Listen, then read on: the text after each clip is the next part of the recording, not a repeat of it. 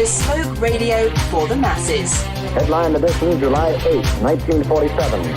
The Army Air Forces has announced that a flying disc has been found and is now in the possession of the Army. If the game is rigged, change the game. Game changer. I occasionally think how quickly our differences worldwide would vanish if we were facing an alien threat from outside this world. This is Fade to Black with your host, Jimmy Church, on the Game Changer Radio Network and KGRA, the Global Radio Alliance.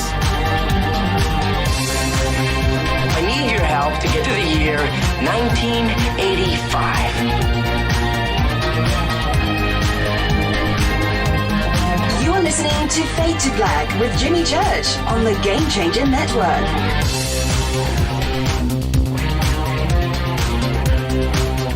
All right, welcome.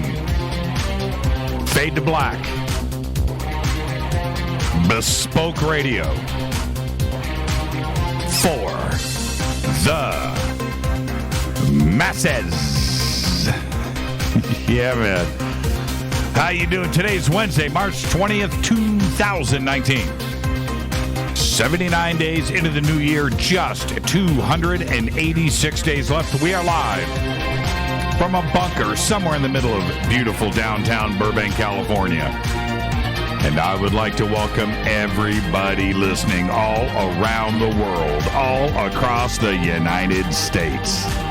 Hither and thither, to and fro, back and forth, up and down, east and west, north and south, far and near.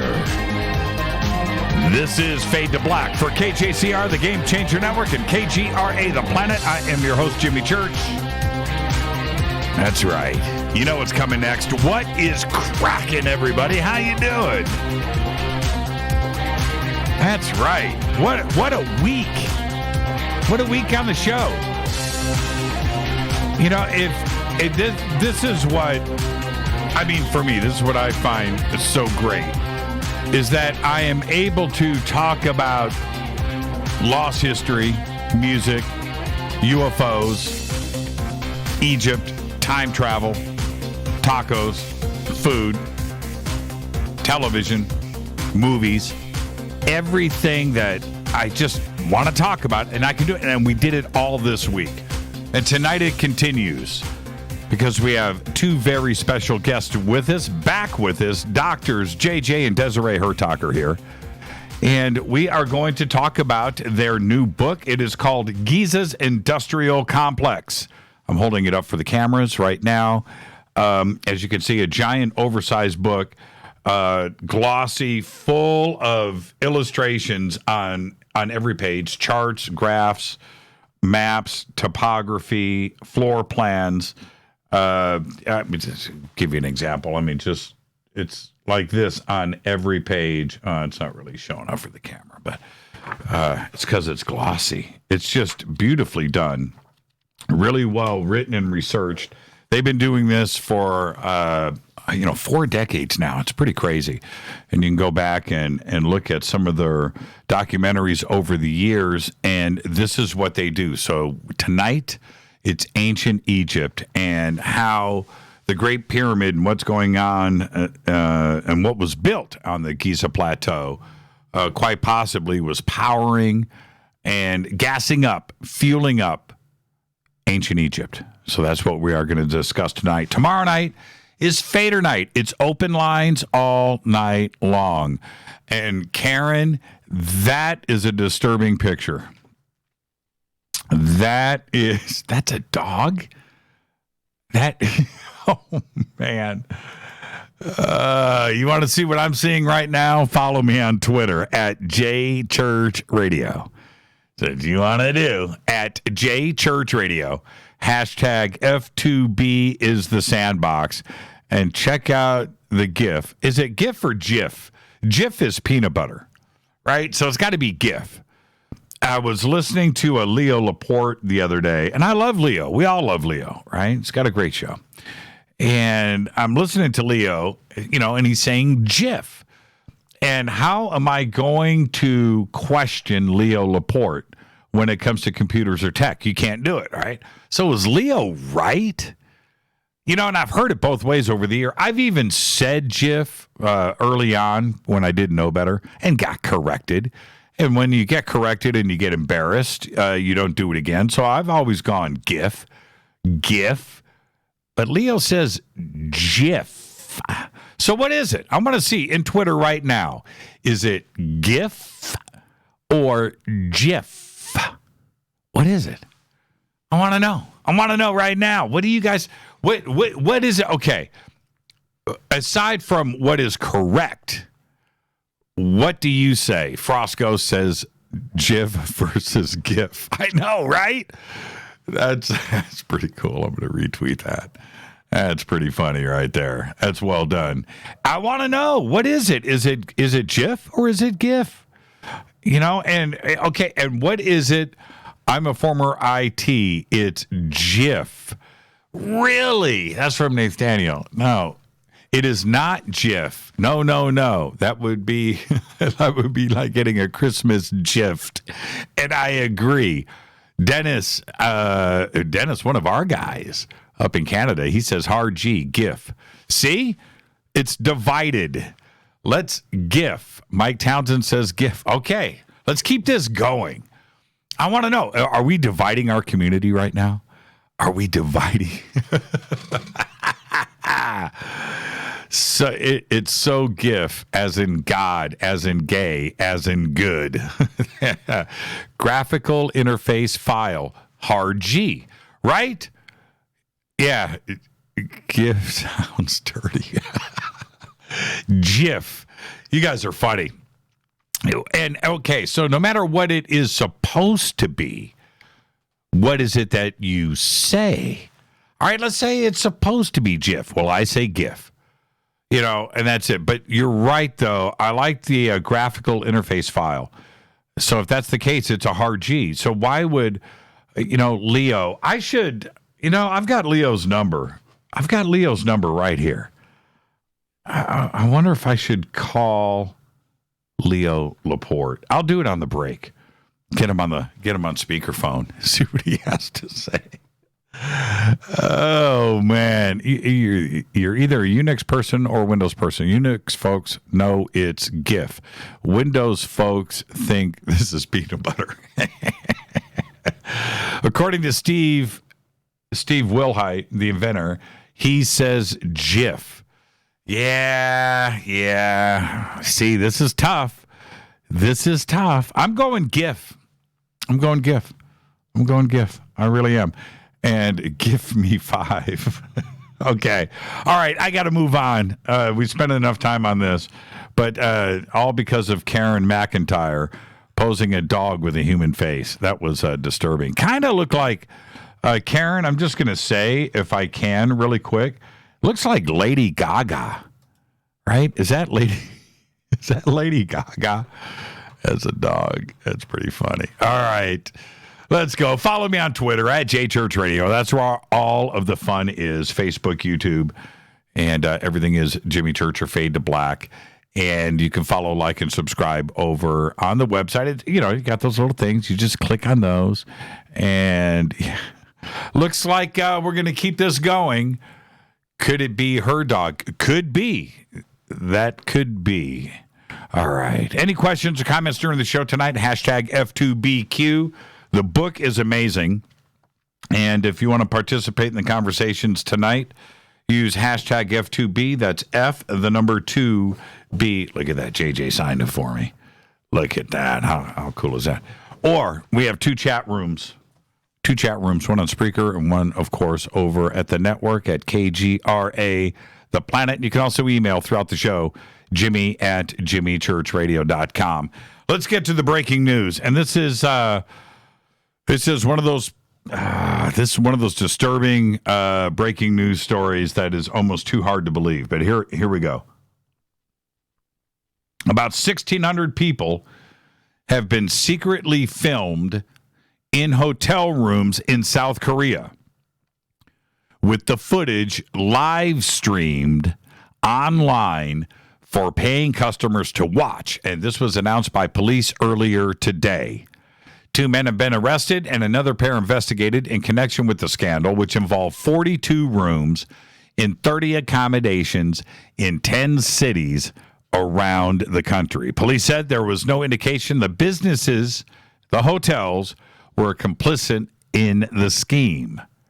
Cameras were hidden inside digital TV boxes, wall sockets, and hair dryer holders, and the footage was streamed online. South Korea has a very serious problem with spy cameras and streaming and illicit filming. That's right. In 2017, more than 6,400 cases of illegal streaming were reported to police. And the first thing that comes to mind, obviously, is ew. That's the first thing, right? And second, you would assume a certain right to privacy once you get into a hotel room, right? If the bellman brings your luggage and expects a tip, you tip him. He goes out, closes the door, and that's it. You are alone in your hotel room, but not in South Korea, you ain't.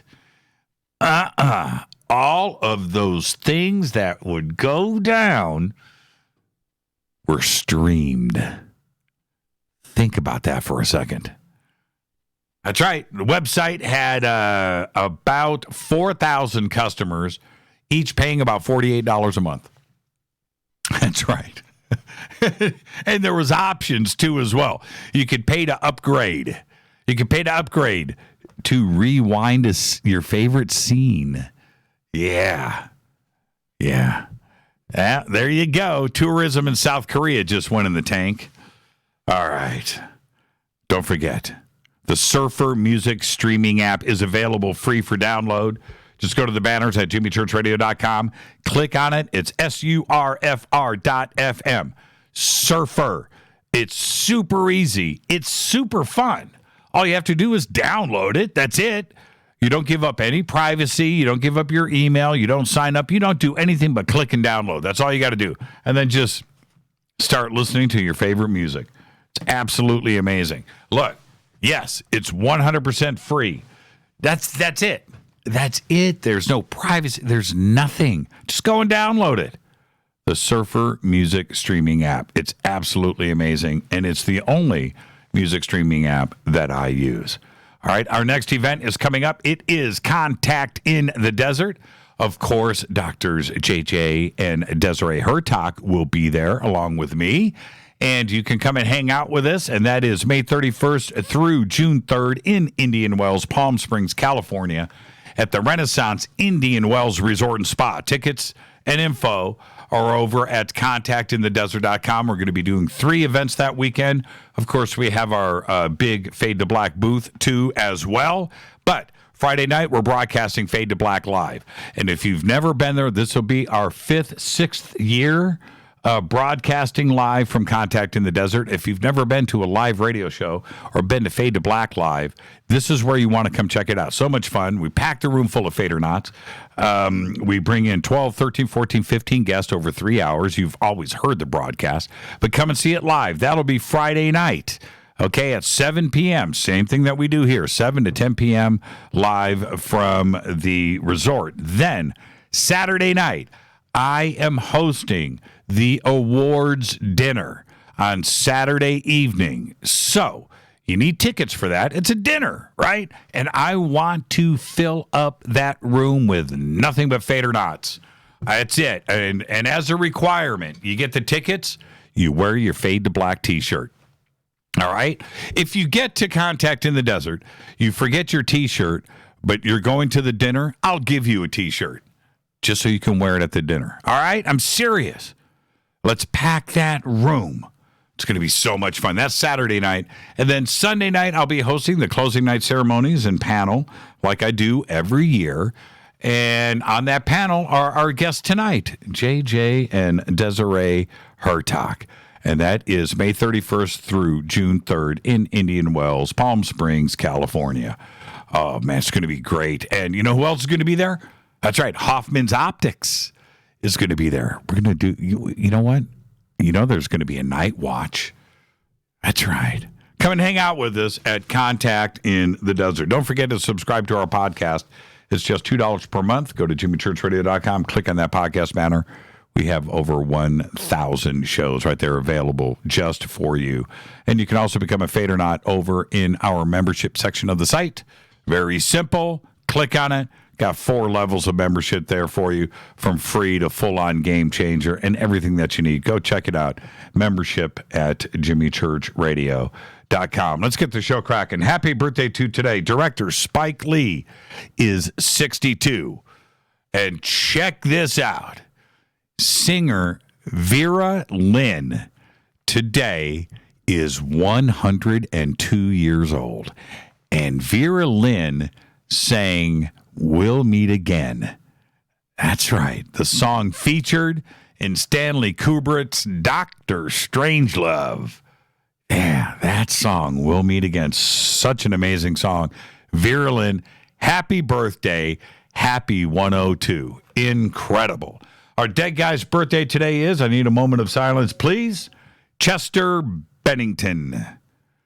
1976 to 2017, died at the age of 41. Lead vocalist of Linkin Park. The band's 2000 album, Hybrid Theory, was certified diamond. Of course, Chester committed suicide last year on July 20th, 2017, at his home here in Southern California. On this day in history, check this out. 1345. Let's turn on the Wayback Machine.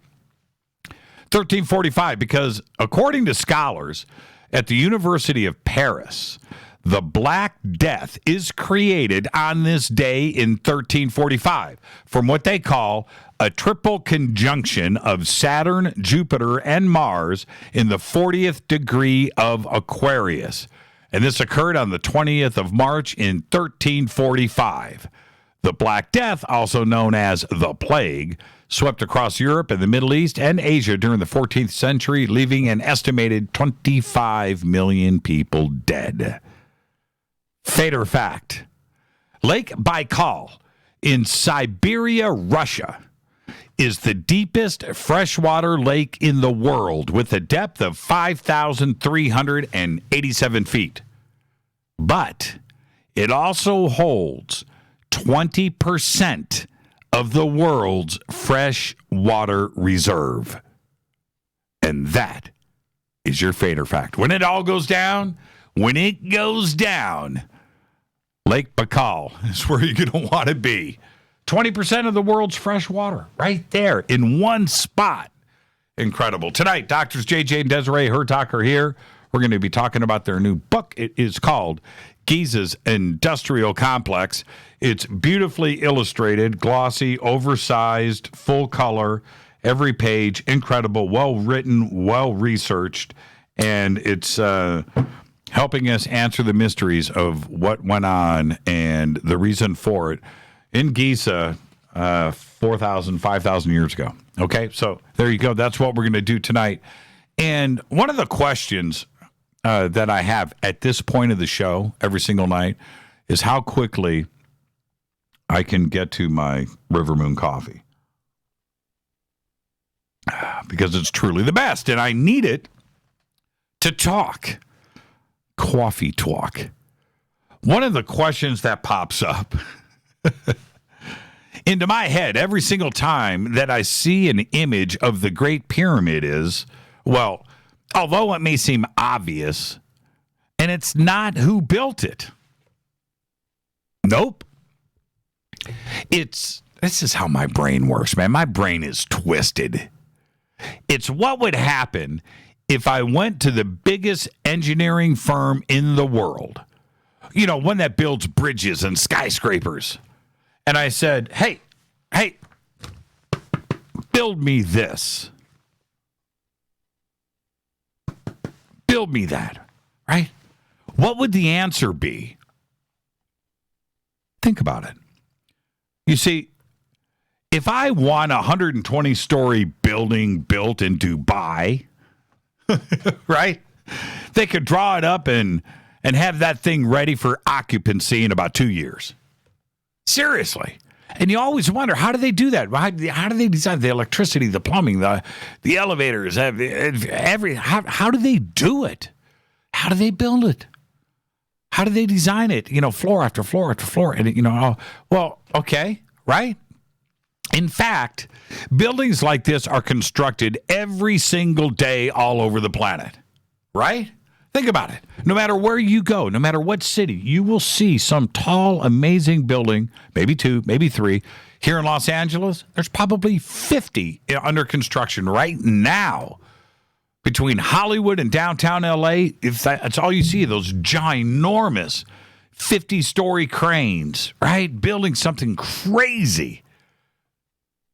So, with all of this CAD technology, computer-aided design, all of these systems in place today with all of the advanced logistics that are available, how much rock quarried and carved and moved stones are there, et cetera, and everything else that would have to be done to make this thing possible, a duplicate of the Great Pyramid.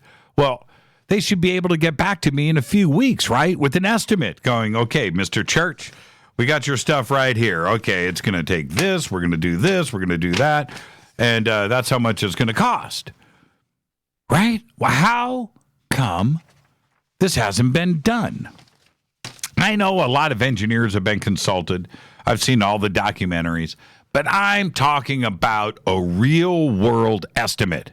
I'm not talking about taking an engineer to a 100-story building and saying, hey, man, how much to build that? And he goes, okay, well, I've been an architect for a long time and an engineer, civil engineer, and, it's going to cost. No, I'm talking about the biggest of the big engineering and construction firms in the world, applying all of their computer muscle, mind power, everything, the best engineers and civil, their best concrete, the best of everything, apply it and get me an answer. Right? And I'm serious. Why hasn't it been done already? You would think something as simple as that, with the most amazing construction on this planet, which is the Great Pyramid, that this analysis hasn't been done. I mean, real world, real tech, real engineering by the best, with answers such as cost and time. And, well, if it actually could be done, why not take this to a company like Bechtel? Right? Bechtel, right here in the United States. And by some estimates, Bechtel is either the 4th, 5th, or 6th largest company in the United States. One of the largest engineering firms, construction firms on the planet. They build nuclear power plants. That's what they do all year long, all around the world. They build coal power plants. They're building everything for China right now. It's not China building them. It's Bechtel building them in China.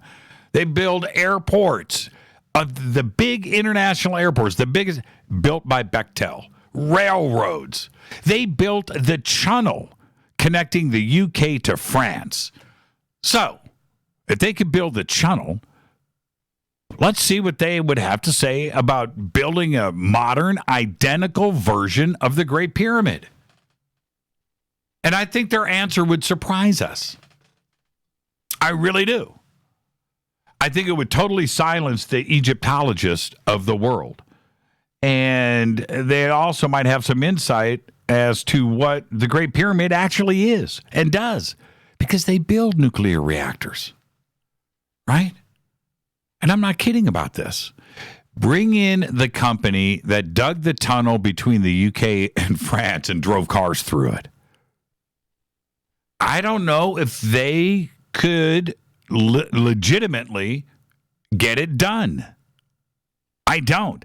Forget about ancient Egypt and slaves or not slaves and hundreds of thousands of bodies. No. I'm talking about modern technology, the logistics, the real math, the logistics, getting the material there. Not only that, but how do you get the staircases, the grand gallery built, the descending stairs how does the Queen's Chamber get in? How do all of it? How do you align a building like that to true north, magnetic north? any north? How do you level it on stone, without stone? How do you do that? How do you get the materials there in a modern context? Could they build it? And I think the answer would surprise us, because when you go and you build a 120-story building, you build a nuclear reactor. A nuclear reactor. I think you know how to get things done. And I think you know how to pour concrete. And I think you know something about stone. I do. Metals. I really do. So think about that for a second. And the reason why these questions are so important today is because of people like JJ and Desiree Hurtak. Researchers in this community have been thinking outside of the box. They call it fringe, right? Thinking outside of the box for a long time, because they know when you look at the Giza pyramid, when you look at the Great Pyramid, you just know what we have been told isn't right. And they've left it up to us to unwrap this puzzle for ourselves. Whether they know the truth or not, certainly society isn't investigating it. Civil engineers aren't investigating it. They're not. Bechtel isn't looking into it. If I was the CEO, and I'm picking on Bechtel, if I was the CEO of Bechtel, I would have a special project on that. I really would. Think about it. Bechtel architect contemplating the pyramid construction. Oh, Karen's in rare form tonight. First, it's Lady Gaga's dog, and now it's that. So, our guests tonight, JJ and Desiree Hurtak, their new book, Giza's Industrial Complex. Great conversation. Tomorrow night is Fader night. Dead ahead is JJ and Desiree Hurtak. I'll be right back after this short break. This is Fade to Black on the Game Changer Network and KGRA, The Planet. I'll be right back. Stay with us.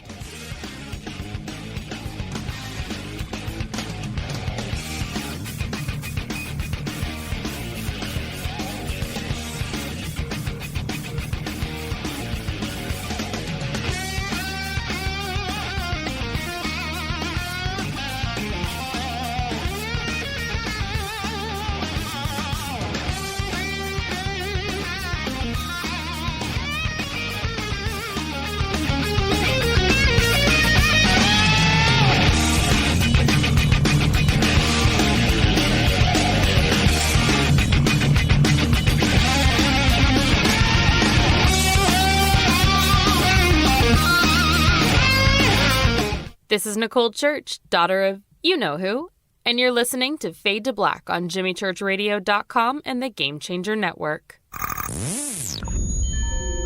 You're listening to Jimmy Church, Fade to Black. Fade to Black will now pause for alien identification. The station that talks the net. KGRA Radio.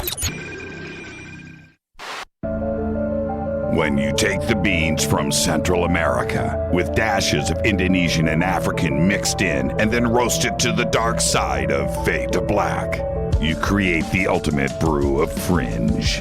Introducing the Fade to Black blend from River Moon Coffee.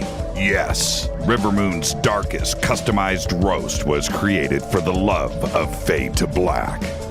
The alchemy of masterful roasting and smoking the beans is in every sip of this full-bodied, dark Java. I need my coffee dark, deep, with distinct bittersweet chocolate highlights, just like the bunker. Leaning further into the darkness of the roast is Fade to Black blend from River Moon Coffee. Just click on the banner at JimmyChurchRadio.com and use the promo code F2BBLEND for 15% off of your order today. Go Beckley Teppy. This is Jimmy Church of Fade to Black, and you can get our podcast for just $2 per month.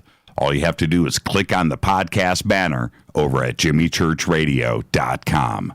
Hey folks, guess what the number one phrase that Life Change Tea receives by email? You ready? We love this tea. We love this tea. Time after time, week after week, we love this tea. Life Change Tea gives you more energy, a beautiful cleansing, and fulfills its slogan perfectly. The tea that makes you go. So if you want to be on your health game, log on to getthetea.com and order Life Change Super Strength Tea. Packages come in a 1-month supply, and when you brew this stuff, wait until you see the results. Aren't we all about the results? And with a lot of people's health struggling, we can use a little bit of help. Doctors will tell you disease starts in the gut. So log on to getthetea.com. That's getthetea.com. Be our next email saying, I love this tea. I love this tea. Get the tea at getthetea.com. Helping America one tea bag at a time. 9 out of 10 geneticists agree. Fade to Black is not your father's radio show on the Game Changer Radio Network and KGRA, The Planet. Do you want to lose weight but have no idea where to begin? The Fast Start Diet, a 3-day weight loss plan, is the answer. 3 days of nutritionally balanced, calorie-restricted meals delivered right to your door. No shopping, no measuring, and no cooking. Everything is prepared for you and ready to eat at home or on the go. The Fast Start Diet has all the amazing benefits of intermittent fasting without starving. We've helped thousands of people who have struggled to reach their weight loss goals. Isn't it time we helped you? With the Fast Start Diet, you'll lose weight and feel great. Find Fast Start Diet on Amazon or go to faststartdiet.com and use promo code TALK to get 10% off your first box. And as a special bonus, Fast Start will include their #1 rated Lipo3 appetite suppressant spray free with your order.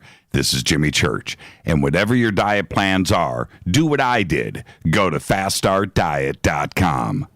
Hi, this is Rob Reiner from Anvil, and you're listening to JimmyChurchRadio.com. What's up? I'm Chris. What up? This is Kyle Massey, and you're listening to Jimmy Church Radio.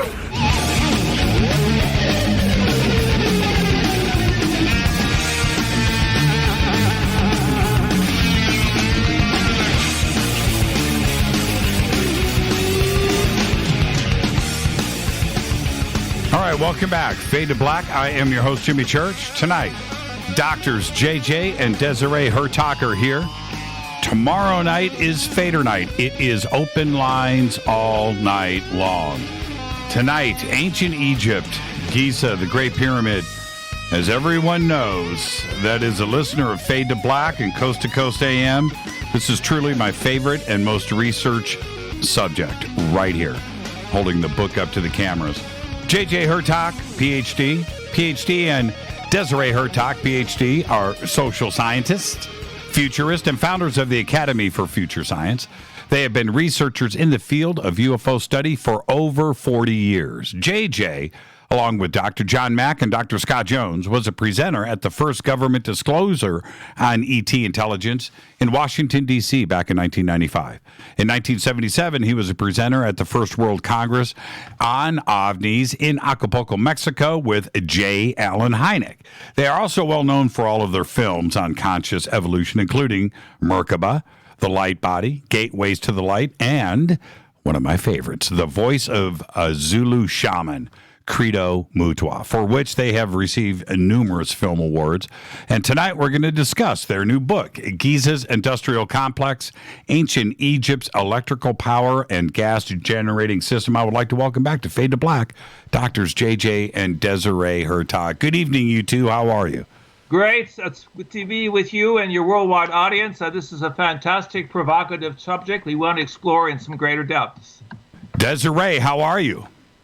I'm doing great, and this is research we've also been doing since the 70s and 80s, and we're so happy to be able to put this out in a great book that we hope everyone's going to enjoy. And also, I want to remind everybody, we're going to be hanging out once again this year at Contact in the Desert, and you guys are on my panel, closing night for the ceremony, Sunday night. I'm really looking forward to that and enjoying another conversation in front of thousands of people with you two once again. Thank you. Yeah, we're looking forward to it, too. You always have a great lineup. And we'll have some close-ups of our recent research in Egypt. Yeah. Now, you know what? Let's kind of jump into this feat first, because there's a lot to discuss here, and the three of us have talked about ancient Egypt many times in the past. But this is the thing, and I'm going to throw this at Desiree first. What is it about the Great Pyramid, Desiree, that keeps us guessing and questioning, and also the entire world intrigued at the same time? What is it about the Great Pyramid?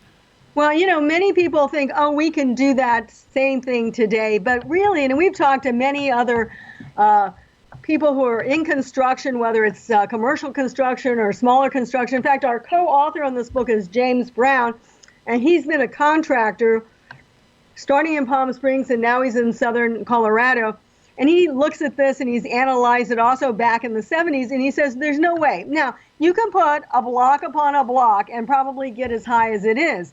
But what you can't do is make the small air shafts, perfectly constructed, going like 200 plus feet. Right. And even the descending passage. So you're not just talking about a block upon a block. And I have to say, we have, in addition, I know you listed a couple of websites, but we just put up something called initiation.us for us, you can say, or for USA.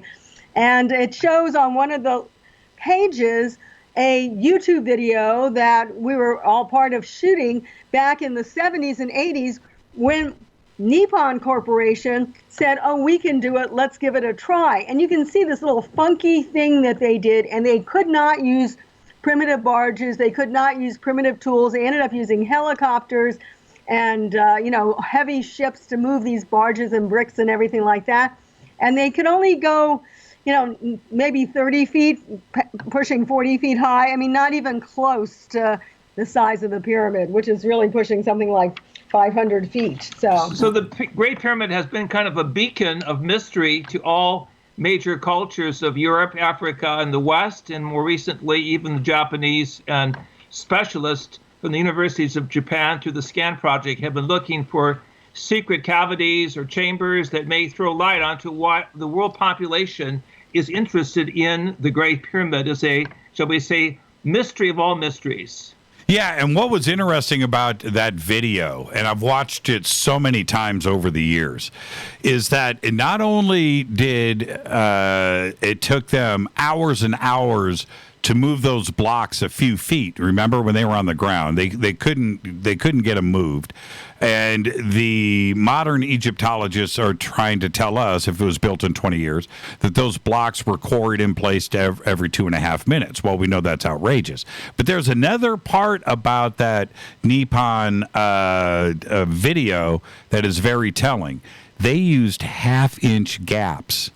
Right? They didn't, you know what I mean, between the stones. Those stones weren't butted up against each other with precision.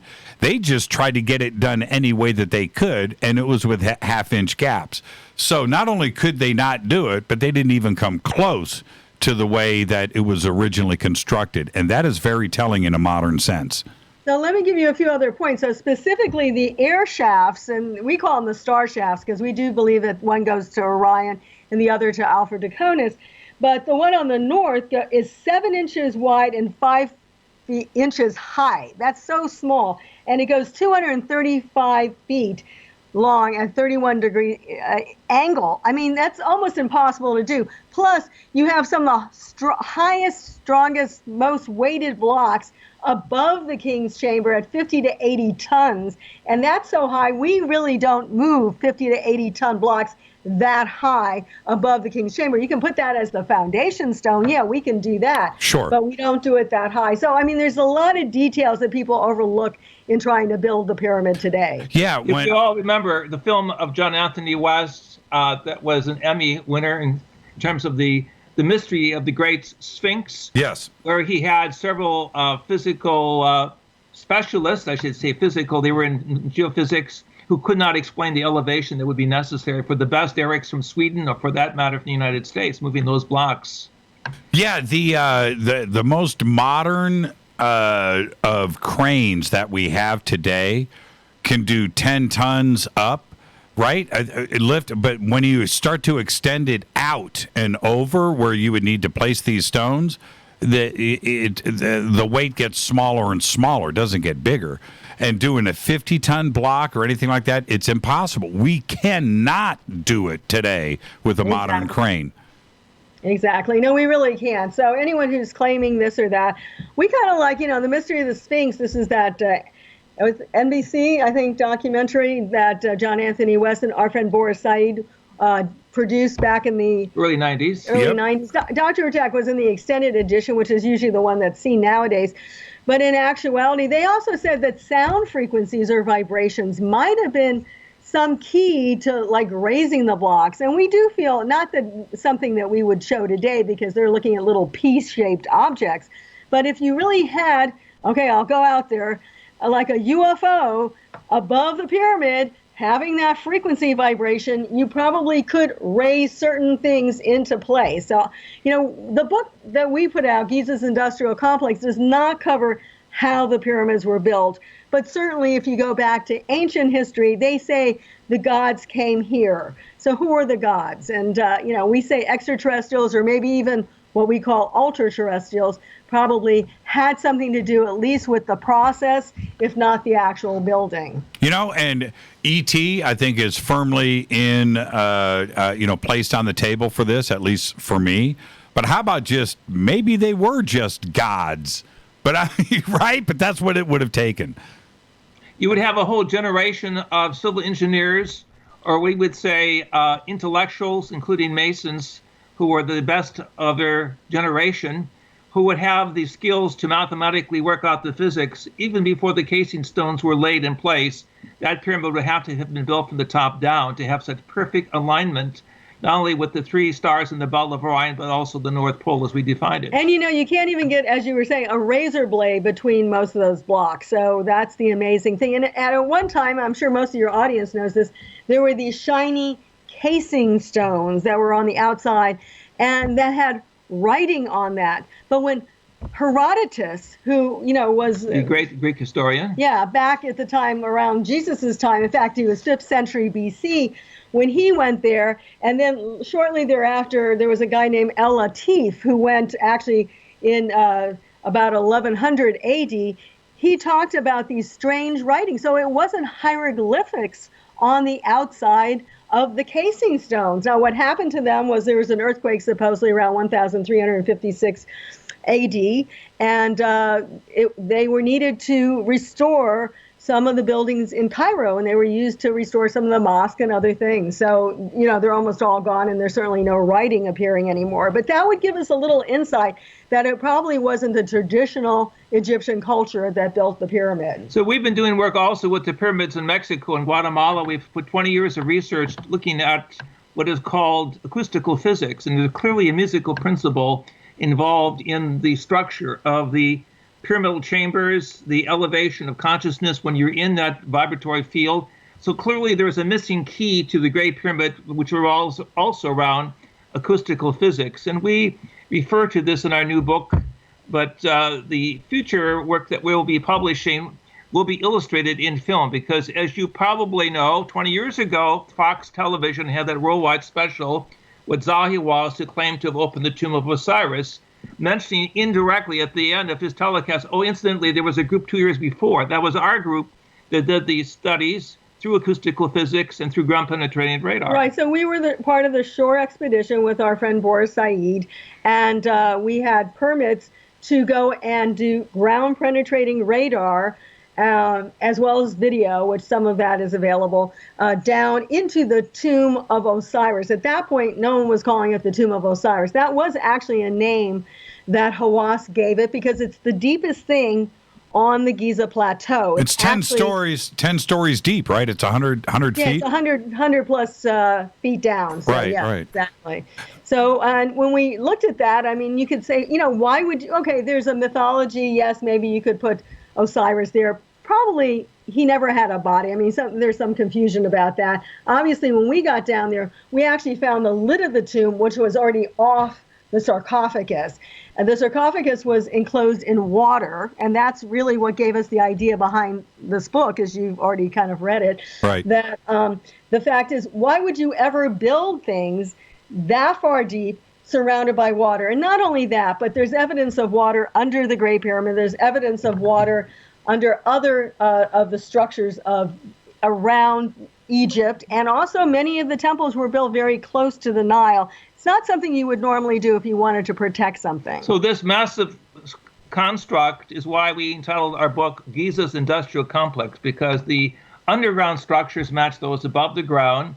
And of course, those above the ground are mirroring the star positions in the sky. So there's obviously a combination of mathematics, music, physics, cosmology, and what we call theology or cosmology of the eternal life. Now, after the break, we're going to get into the industrial complex side of this. But, JJ, I've always wanted to ask you, take me back to the first time that you were on the Giza Plateau when you saw the Great Pyramid, because that first impact changes you.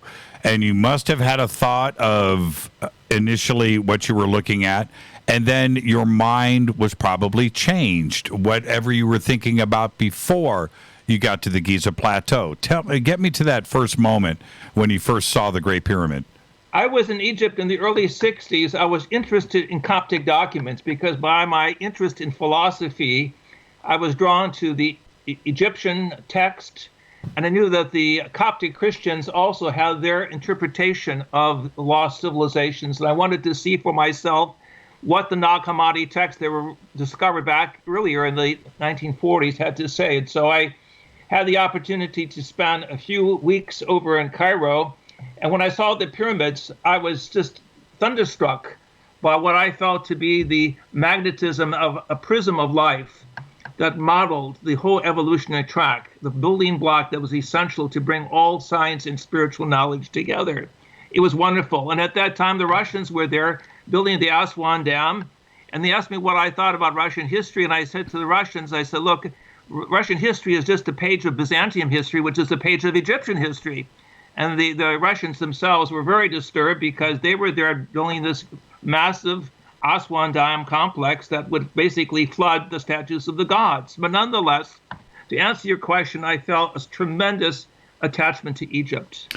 Did you feel at the time that it could have been something other than what we were being told, in that it wasn't a tomb, that it was something possibly mechanical or industrial? Did that enter your mind?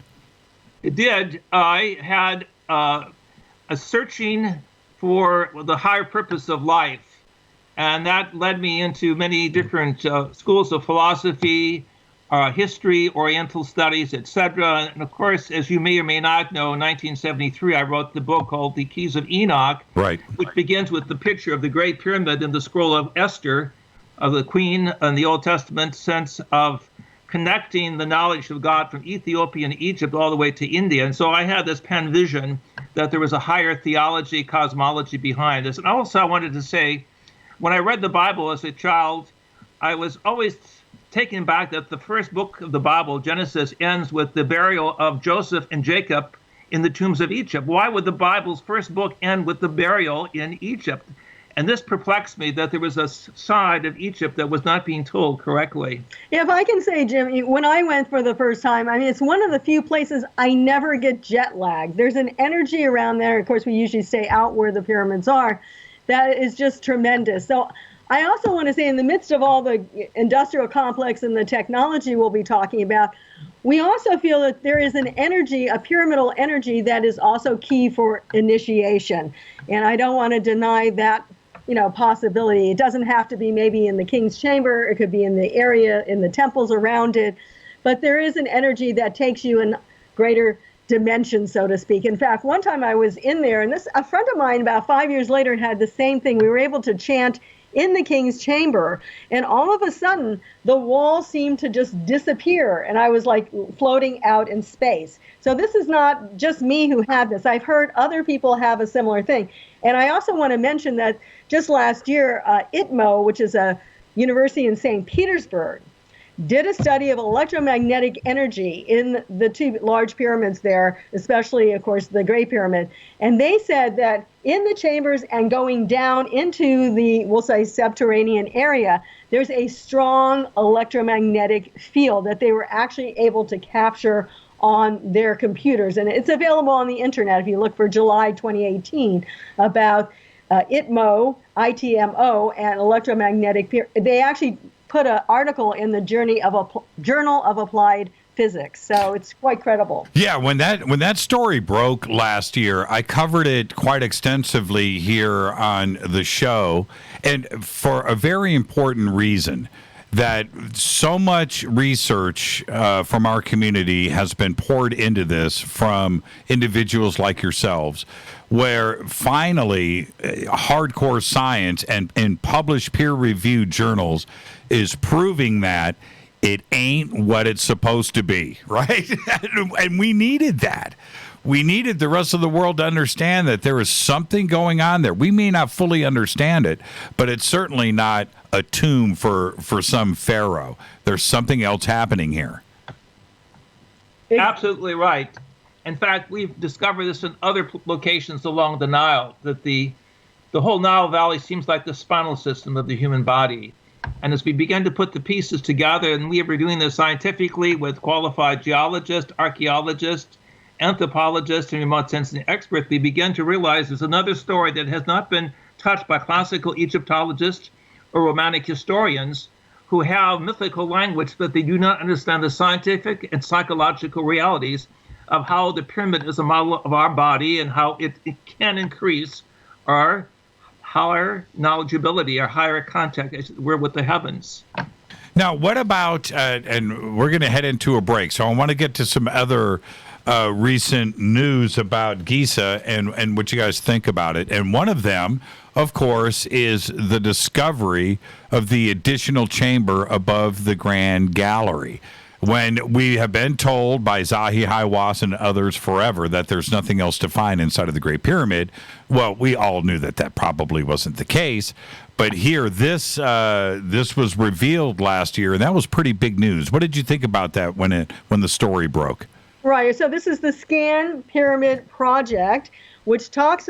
They actually analyze the Great Pyramid by analyzing the falling of muon, M-U-O-N, muon waves, and they take almost like an X-ray at the bottom to see where it's falling more solid and not more solid. So, of course, there were two places. I think some of your listeners are familiar with it. One over the chevrons, or just inside from the chevrons, which you can see on the outside of the pyramid, and the other one above the Grand Gallery, but actually in the line of the air shaft, or in that area just maybe above the air shaft.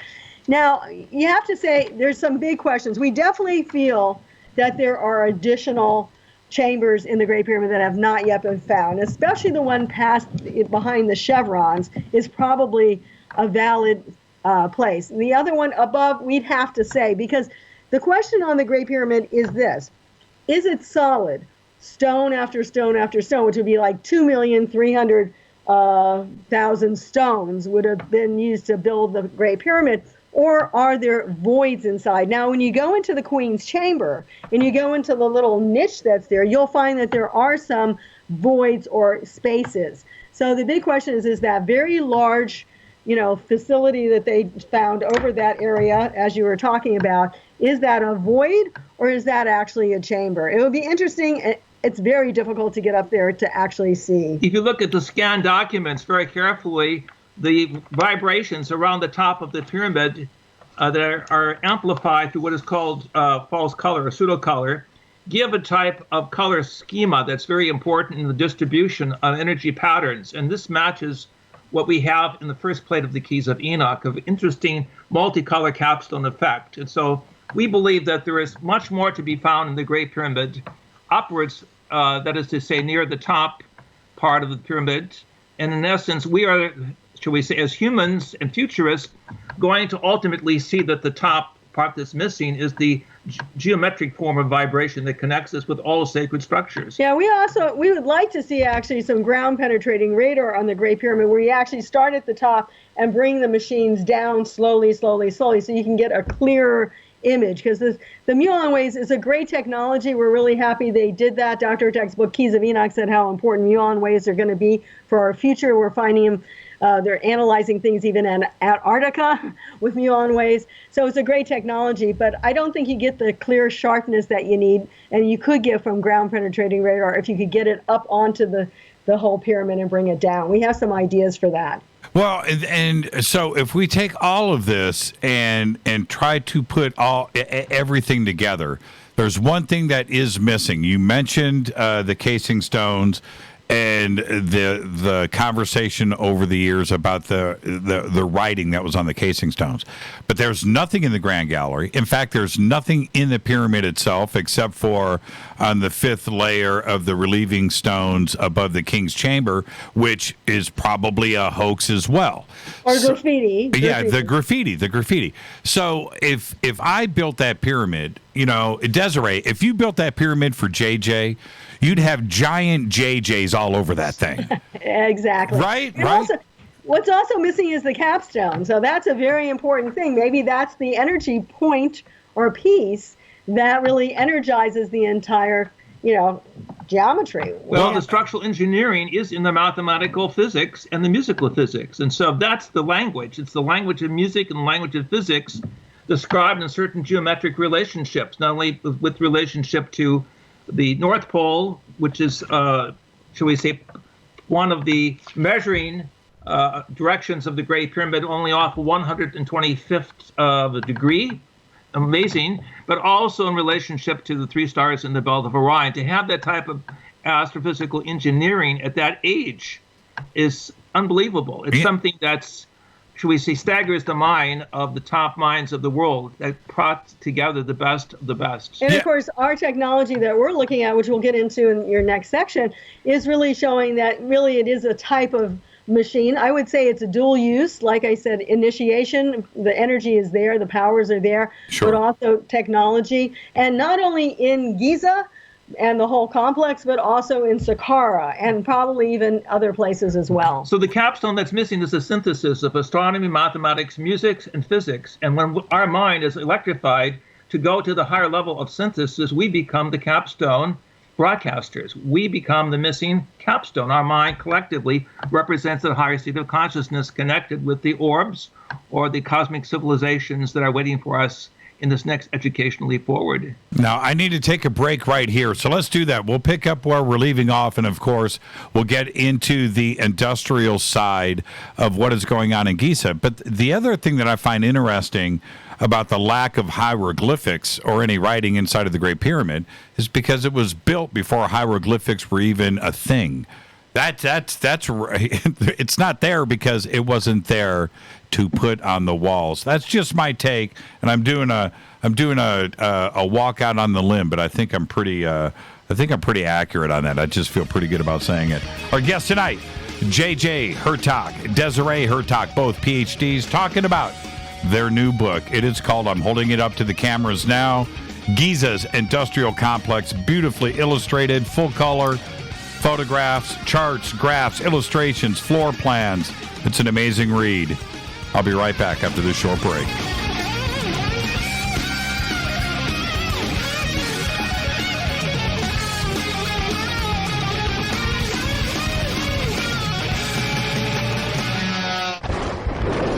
This is Fade to Black with Jimmy Church on the Game Changer Radio Network and KGRA, the Global Radio Alliance. This is KGRA Digital Broadcasting Station, Salt Lake City, Utah, Van Buren, Arkansas. Introducing the new Surfer Music app. Listen, fade or not, you know I love my music. This is my go-to for all things notes. The Surfer app is a brand new concept in music listening. Surfer is free, providing unlimited access to thousands of live streaming radio stations. Surfer is an exciting, interactive listening experience. Discovery and surprise are built right in. Surfer is your destination to discover and rediscover great live streaming music. It features high-quality audio streams, free access to music from thousands of live streaming radio stations, unlimited listening, unlimited skipping. You get a music visualizer, and you can also select your favorite channels. Get it at the Apple App Store or Google Play. Just search Surfer Music or click on the Surfer banner at jimmychurchradio.com. Go back, Lee Tappy. Folks, this is very important information. What's to be said about CBD? AncientLifeOil.com. Our CBD is made from hemp and has 0.003 THC, which means this wonderful product won't get you high, no matter what amount you take. What does CBD do for the body? My hands are tied, but you can Google CBD benefits and be astounded. When you're finished reading, you'll want to log on to AncientLifeOil.com. That's AncientLifeOil.com and purchase. Life is good when you feel good. People are tired of pain. People are asking for non-GMO organic products to help them with you fill in the blank. Legal in 49 states, and again, our CBD is made from hemp. Ancient Life Oil is about helping people one by one by one. If you wonder how good the product is, the CEO takes it every day without miss. AncientLifeOil.com. That's AncientLifeOil.com. Have a great day. Hello, I'm Katie, and you're listening to my main man, Jimmy Church, on jimmychurchradio.com. Hi, this is Ray Hobbs here, repping the planet, and you're listening to my good friend, Jimmy Church, Fade to Black, on the Game Changer Network and the KGRA Digital Broadcast Station. This is Toby Kebbell. You're listening to jimmychurchradio.com. Don't hurt me, Jimmy. I'm only little. Hey, I'm Adrian Grenier. And this is Ari Gold. We're the Honey Brothers. Yes. We're of the Honey Brothers. Hey, I'm Adrian Grenier. And I'm Ari Gold. We're the Honey Brothers. And you're listening to Jimmy Church. The Revolution. Reclaim your active lifestyle with Angioprim. Angioprim is the original liquid oral chelation supplement. Chelation helps remove toxins, heavy metals, and cholesterol in your veins and arteries that can cause blockages. Scientific research proves the active ingredient in Angioprim has superior oral chelation action that helps promote cardiovascular health. Find out more. Go to angioprim.com. Talk to a trained consultant by calling Angioprim toll-free 877-882-7221. This is Jimmy Church of Fade to Black, and you can become an official Fadernaut by just going to our membership section at jimmychurchradio.com. Hey, it's Grace. Can we talk about something serious for a minute? Your age. Getting old has its perks. But remember, being a few years younger, you know, your hair was thicker, you didn't have so many wrinkles, that extra weight wasn't haunting you, and you just felt better. Well, we can't turn back the clocks and go back 10 or 15 years, but you can start feeling and looking 10 or 15 years younger with Nature's Youth RSF. It's a doctor-formulated daily supplement that helps your body maintain its peak performance and fight the aging process. Imagine sleeping better, looking better, and feeling better. See how Nature's Youth RSF has helped thousands of people just like you at nature'syouth.com. nature'syouth.com. Imagine how it will feel when your family and friends are asking you what you did to look so good. Your secret will be Nature's Youth RSF. It's time to start looking better and feeling better. Learn more and order your Nature's Youth RSF at nature'syouth.com. That's nature'syouth.com. That's nature'syouth.com. Hello, this is Serena Wright Taylor from Conscious Life Expo, and you're listening to Fade to Black with Jimmy Church, who holds the Lucky Pony record for the best astrological chart since 1963. True story. This is Micah Hanks of the Gralien Report, and you're listening to Jimmy Church on Fade to Black, across the globe on the Game Changer Radio Network and the one and only KGRA Radio, The Planet.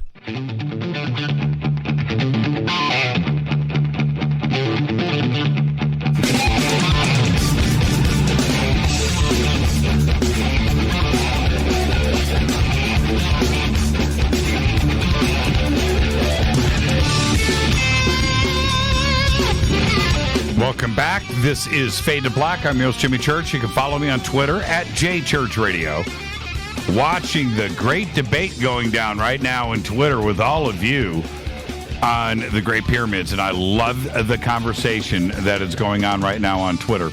And if the question about capstones is being discussed right now, If all you have to do, everybody, just go on to Google, search capstones in Cairo Museum, and look at all of the illustrations there if you want to see what a capstone looks like, and they've got a lot of them on display in Cairo. Now, let's get straight to the book. This is what the first thing that I loved about it is Chapter 1, you guys don't play around. You guys go straight to it. The purpose of the pyramids as generators. So I want to get into that, but the first question that I have is this. Generation of electricity means that the electricity is used for something, and the skeptics out there are going to say, okay, possibly, but where are the cables? What were they powering up? They didn't have light bulbs.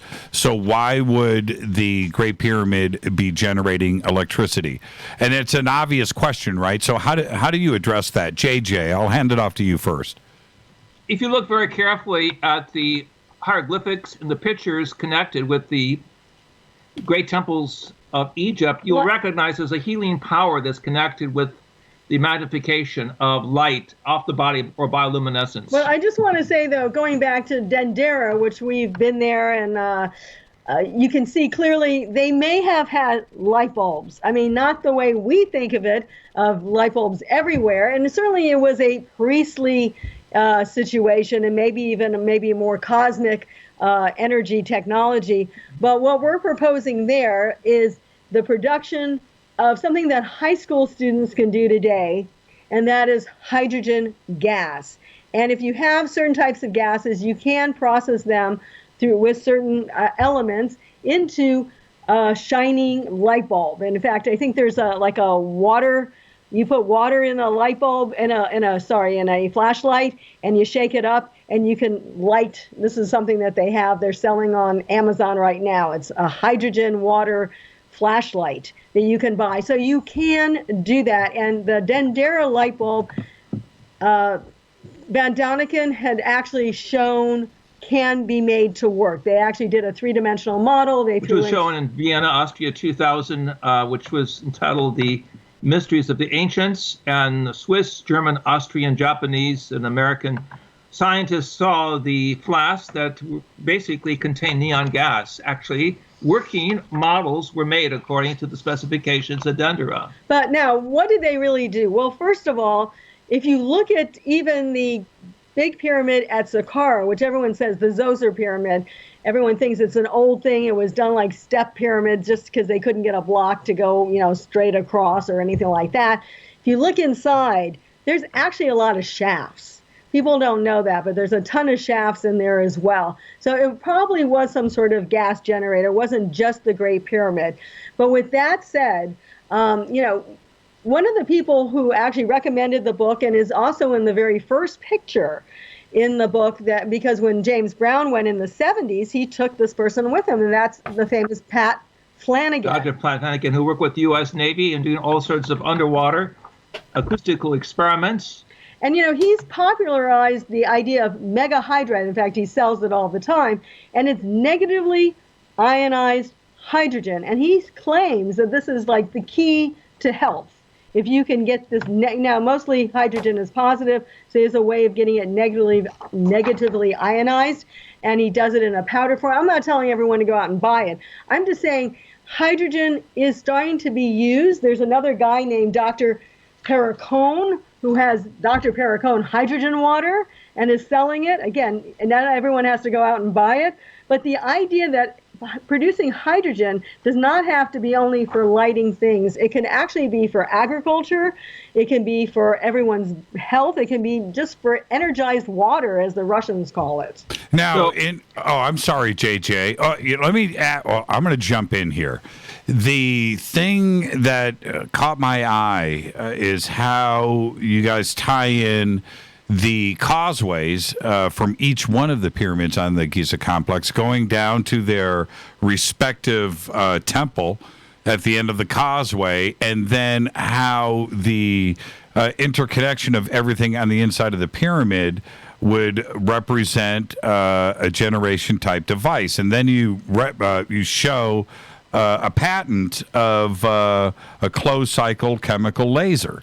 Well, when you look at the way that you guys have laid it out here and this patent, it seems to make an awful lot of sense, doesn't it? Right. In fact, we showed this to Russell Targ that you had on your program 2 days ago. Yes. Russell Targ from SRI.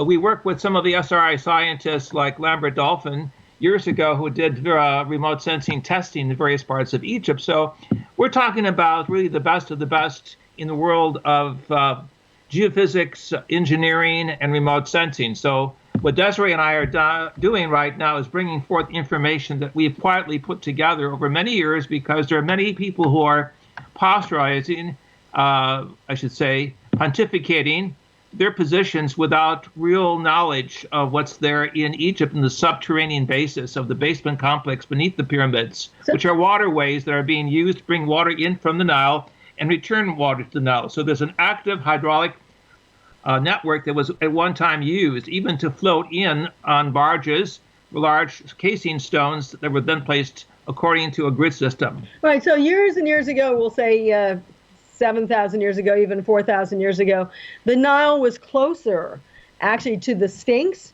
and to the pyramids. And we found from going down 100 feet on the Giza Plateau, you encountered this water. In fact, right now, we went in a very dry period. We knew exactly what we were doing. But if you would go now, chances are the water level would be so high you wouldn't be able to even stand on the floor of that 100 feet deep chamber. So, and from what we know is also water, there's almost like a suction. It goes all the way up towards the pyramids. A hydromechanical system on each phase of bringing in and circulating the water. And it seems also if you go to Saqqara, which isn't that far away, it's about an hour and a half drive south, you end up with, depending on traffic, you end up with a lot of places that they also have temples, we'll call them temples, right along the Nile. And you also end up with very deep shafts that look like they could also store water. Yes, now maybe you want to just store water because you're in the middle of the desert, you want to store it, but it seems that there's even more, especially when you start looking at the pyramids. And when you look also at going back to the Mayans, and you go to Chichen Itza, which is really one of the best places. Most people who go to the area of the Yucatan always go there. People recently discovered that underneath El Castillo, the big pyramid there, you find water. So it's not just in the cenote nearby, but actually they built El Castillo on top of a water reservoir. And then also what's been very popularized, when you do mention it in the book, that Tesla, when he wanted to build his last place in Colorado Springs, wanted it on top of water. So water is a key, no matter how you cut it, whether it's the hydrogen gas that you're producing or something else, that the water energy is critical. It's the key to the water management system used in all major pyramidal societies. And we have found, in terms of channeling water and controlling the ratios of the flow of water across the channels that were built, certain flow velocities for kinetic energies were created. Dynamic pressure heads were produced, and certain water dynamics allowed massive structures to be placed in perfect relationships.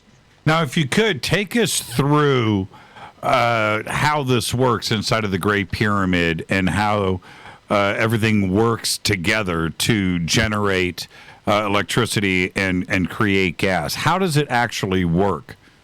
Well, we actually feel that it's more than just the Great Pyramid, but then it's spelled out pretty much of how it would work in the book of just the Great Pyramid. And the key there really is the Grand Gallery. And we have a picture. It's actually, if people get the book later on page 25, which is the Grand Gallery. And if you look at it when you walk up there, there's these little niches. Yeah, niches, little cutouts on each side, and they're not right across from each other. So you'd have a niche here, then you walk a few, other steps. There's another niche on the other side. You walk a few more steps, you get the niche on the back, on the left side, the right side, the left side, the right side. Well, this is very similar to having anodes and cathodes, and scientists know what that is, in terms of creating an electrolyte or electrolyzer type of machine. And that's exactly what's going on right now for all the people that want to see better climate change and, stopping all the fossil fuels, there's two contenders. And I love Elon Musk and I love Tesla, and he thinks hydrogen is not the way to go. But hydrogen is the second way to go of technology. And you would be producing it by these electrolyzer machines, which is simply meaning you take chemistry like water and you break it down into gas. And you would be able to produce this hydrogen gas and put it into your cars. It's a little bit more expensive than, we'll say, battery cars, which is why they're not doing it everywhere. But it's starting to come out now as well. And, basically producing hydrogen gas is a great possibility for clean fuel. The only byproduct is water. So the first step would be getting the water into the Great Pyramid. And I've often thought if this was the way, you would have to start with the bottom and go up, because that's where the river is. And then you would have the subterranean chamber as a starting place, right? Right. Yeah. And the idea, our co-author, James Brown, actually says that there's a way of bringing the energy in. All you really need, and we could be doing it right now, and some of them are doing it at gas stations and other places, like even in the Arab countries, they're starting to look at it. You only really need solar energy, and you need metals, and you need water. Those are the three basic elements. You have anode, cathode. Those can be iron. They can be something extremely simple, not a big deal, things that we know the Egyptians had. In fact, there's actually, we cited in the book a company that unfortunately went belly up, but it was called Aquion Energy, and they actually used cotton as a filter. So where's the best place for cotton but Egypt? Right. So anyway, and it's a great technology. It only went belly up because I think they didn't handle their business right. And one of the other companies picked it up and hasn't run with it too much. But it's a great technology of a battery storage using this kind of water energy. So we give different illustrations of the structure of saltwater batteries that could have been used by the Egyptians. And we know from small models that we have found that the Egyptians were able to employ saltwater batteries and link them in parallel phase. And so they were able to amplify something that was quite specific in terms of the geology, in terms of the natural minerals of that particular area. The water management complex thus allowed for the building of a reservoir, which then was connected with different hydraulic pumps coming in and out of the Nile, and even feeding water into the other temples along the Nile, which allowed the Egyptian civil engineers to build quite uniquely the different levels at near perfect specifications. And what would happen next? Okay, so we flood the subterranean chamber, the water level rises, and I always wondered about the ascending passageway, the descending passageway, well, it depends if you're going up or down, is perfectly straight, 3 feet square, utterly perfect. And if it was just going to be a tunnel, it wouldn't have to be made so perfect unless you needed to do something with it. Like this, where you would need the processes to be accurate. It wouldn't operate smoothly like any engine, right? If you take it out of spec, it's not going to run. But that passageway is utterly straight and perfect. And so the water would flood up into the passageway, and then what happens next? Right, and I have to say that passageway, as you were pointing out, you can't walk down there. So, I mean, it's well, you can if you bend over. I mean, it's not as tall as a person. So, I mean, it's such a ridiculous thing unless it was a tube for water, so to speak. So it comes up, and then basically the energy starts going into the area of the grand gallery with these anodes and cathodes that create the electrolyzer. And that's basically what you need. From the king's chamber, he's proposing that there are certain elements like the hydrogen gas that's already there that's being used to generate some of this in connection with some of the solar power. And we say, look, we don't have all the answers on how they did this. We're just giving proposals, and we would love scientists listening right now to take a serious look at what we're saying and look at the book, of course, that's the key, and take a look and really come up with even more and more details. In the year 2006, a German documentary was produced by Steven Erdmann entitled Cheops Lüge, or the Cheops Lie, where he argues against the fact that over a 20-year period, you have 250,000 conscripted slaves pushing blocks up a ramp. Now, he argues with 10 different European engineers and scientists that water hydraulics provided a pumping relationship on every level going up. And that's why you have a grid system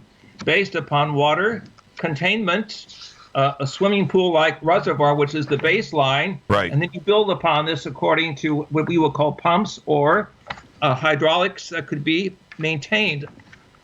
JJ, let me jump back in again. So many points need to be addressed here. I think it's very important that the descending passageway going to the subterranean chamber, if you are designing that for humans, you're going to design it so you can walk down, not hunch your back. And the other thing, I haven't been to the Great Pyramid. We're going to be doing that very soon, Rita and I. But that must be the most claustrophobic, insane-driven journey that one could take, right? Exactly. Well, I've actually talked to people. We had a friend that I ran into on the plateau one time. She goes, I'm claustrophobic. I can't get in there. So I said, you know what? Just go the little first part. That's where it's smaller. And as soon as you get into the Grand Gallery, it's much bigger, and then you don't feel claustrophobic anymore. And most people just do the ascending, the Grand Gallery, and then they go into the King's Chamber. That's pretty much the normal rung. It's very, very more difficult to go into the Queen's Chamber, and even much more difficult to go into the subterranean chamber, even though we've been down there ourselves several times. You've talked in the past with Robert Schoch and some of the great people. Robert is a dear friend of ours. Sure. But what people do not know, the Egyptian scientists that we talked to tell us that there was a retaining wall before the Sphinx that goes down quite a ways. And so the Egyptians were aware of the water dynamics that could erode or could destroy the foundations of other temples in that immediate process of the plateau. And don't forget that at one point it always flooded, and that's why they put in the dam to stop the flooding. So we're talking, before the dam, obviously, and even way back when. The electricity gets generated. Okay, so now we're creating something. If it was for something like the Dendera light bulb, by the way, I've been to Jason Martell's home many times, and right there in his living room, he's got that working model that you guys are talking about, and it's sitting right there. It's the most fascinating thing. I don't even want to talk to Jason. I just want to sit there for hours and look at his Dendera bulb. But so putting that aside, it certainly could be used for something else. Maybe it's a communication device. Maybe it's reaching out into the stars. Once you generate this electricity, what could it be used for? As a communication device, maybe, or some type of beacon?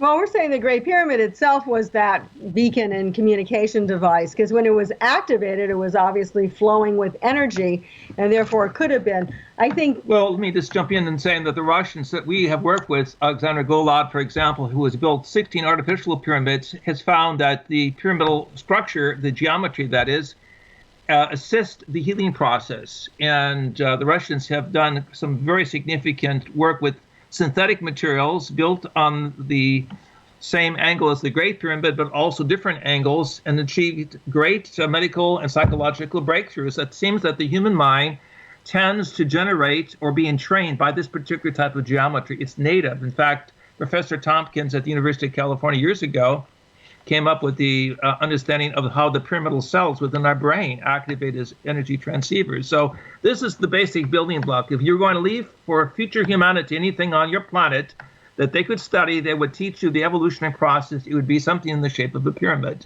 Now, what do you think the sarcophagus, if you can call it that, in the King's Chamber was placed there for?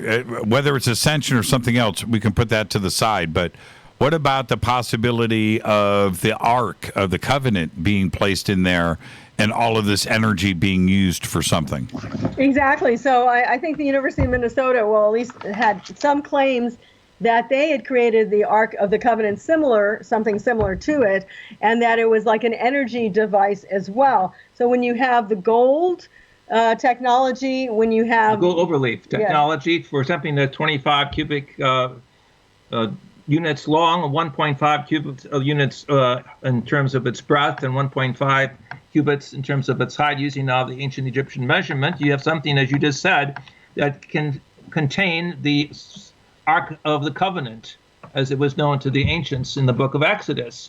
So we did some energy experiments with this, and in the new book, there was a picture of my toning inside the Great Pyramid, the Grand Gallery area, and all of a sudden there's a flashpoint where a standing columnar wave of energy appears because of the electrification process of these energy points converging rapidly, and a standing columnar wave fills the Grand Gallery with golden light for a fraction of a second, which illustrates again the idea that there was a type of vibratory physics that was used to create these areas that could hold and maintain and sustain energy vibrations for higher states of awareness and artistic excellence. And so going back to the work of Itmo and St. Petersburg, I mean, if you show that there's a natural electromagnetic energy that flows there, plus you add the technology to, we'll say, dissociate water, and you don't have to completely dissociate water. We did a lot of work in Brown's gas, which is from Ewell Brown, and right now they're using it for trucks. Many kids are using it for cars. They're getting better gas mileage just from a very simple, not complete breakdown of hydrogen and oxygen, and people are using it as well for their health. So there's different ways of using this hydrogen energy, and I think using it for health is a very key thing. They might have even thrown it out and put it on their agricultural states and had better yields. I mean, you have to feed people. That's important. What would you do? Our colleagues call it earth milk, the fact that you create a sound and you create an energy field that feeds the body is nutriments. If you were extraterrestrials and you were coming down here and wanting to help people, what would you try to do? You'd probably try to give them something that would help their agriculture, help their physical bodies, and keep life sustained. And so this could be one of those simple processes. I want to stay on this water point because I think it's very well illustrated in the book, where each one of the temples at the end of each causeway, and it's not just on Giza, it's all the way down the Nile, and the connection with all of this, including the Serapeum too, as well. So let's take a break and let's just continue this wonderful conversation when we come back. Our guests tonight, JJ and Desiree Hurtak, PhDs, and their new book, The Giza's Industrial Complex. I'm your host, Jimmy Church. This is Fade to Black. We'll be right back. Stay with us.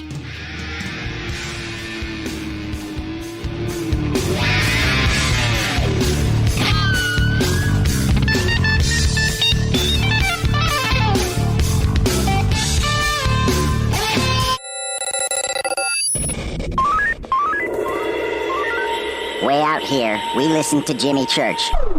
You're listening to Fade to Black. Always on the edge of the hottest alternative talk. Jimmy Church with Fade to Black. KGRARadio.com. ¿Qué tal, mis amigos? Yo soy Mario Carson, el tiburón, y los invito para que escuchen a mi buen amigo Jimmy Church Radio. ¡Claro que sí!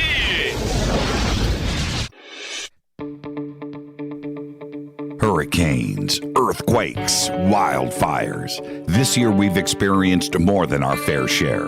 This is Jimmy Church of Fade to Black, and last month I decided to make sure my family does not have to worry about food should we get caught in a real emergency situation. Introducing Numana, a healthy, storable product that tastes so good that you'll want to eat it every day instead of just during those times of duress. All Numana products have a 25-year shelf life, are MSG and GMO-free, no preservatives, and are made in America. With the Numana pack in your home, you'll be able to sleep at night knowing that you've protected your family. Not only have I tasted and tested, I own it. Now you can too. Just click on the Numana banner on JimmyChurchRadio.com and use the promo code Jimmy when you order. In addition to a discount, we'll send you an autographed Fade to Black t-shirt. Seriously, go Beckley Tappy. Do you want to be an official Fadernaut? Of course you do. This is Jimmy Church of Fade to Black. Just go to our membership section at JimmyChurchRadio.com. Introducing the new Surfer Music app. Listen, Fadernauts, you know I love my music. This is my go-to for all things notes. The Surfer app is a brand new concept in music listening. Surfer is free, providing unlimited access to thousands of live streaming radio stations. Surfer is an exciting, interactive listening experience. Discovery and surprise are built right in. Surfer is your destination to discover and rediscover great live streaming music. It features high-quality audio streams, free access to music from thousands of live streaming radio stations, unlimited listening, unlimited skipping. You get a music visualizer, and you can also select your favorite channels. Get it at the Apple App Store or Google Play. Just search Surfer Music or click on the Surfer banner at jimmychurchradio.com. Go Beckley Tappy. So, you love talk radio? Then you'll love TalkStreamLive.com. TalkStream Live is always on, 24/7 with the best streaming talk shows. Find your favorite talkers and discover some new ones. It's free, readily available online or on mobile with any smartphone or tablet. Finding your favorite talk shows all in one place has gotten a whole lot easier. Just go to TalkStreamLive.com. Be sure to download the free apps from Google Play or the iTunes App Store. You listen to us, and we listen to you. And so does the CIA. KGRARadio.com. If you have hard water, the lime scale not only leaves white spots, it clogs pipes and breaks down appliances, costing you hundreds of dollars in energy and wear. Eliminate lime scale and other water issues like brown staining and bad odors with HydroCare water products available from Wave Home Solutions. Wave's affordable water systems don't use salts or chemicals. You'll love the way your water tastes, smells, and looks. Satisfaction guaranteed. For more information, go to bestwater123.com. That's bestwater123.com. Are you intrigued by paranormal talk radio? You'll love the new paranormal radio app from TalkStream Live. You'll find a great selection of talk shows covering UFOs, ghosts, strange phenomena, and much more. Download the paranormal radio app now and start listening to the very best in paranormal talk entertainment, including the network you're listening to right now, the paranormal radio app, free in Google Play and the iOS App Store. You are listening to Fade to Black with Jimmy Church on the Game Changer Network. Oi, oi, I'm Reese Evans. You're listening to Jimmy Church. This is Revolution. The revolution will not be televised. The revolution is on radio. Ciao.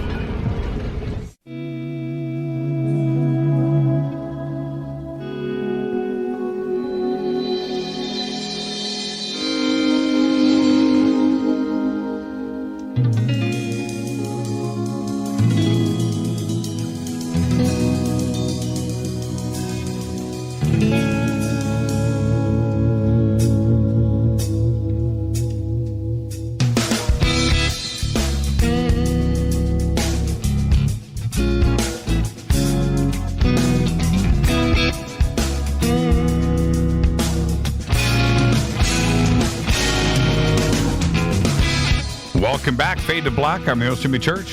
You can follow me on Twitter, at JChurchRadio. You can join in the conversation on Twitter right now.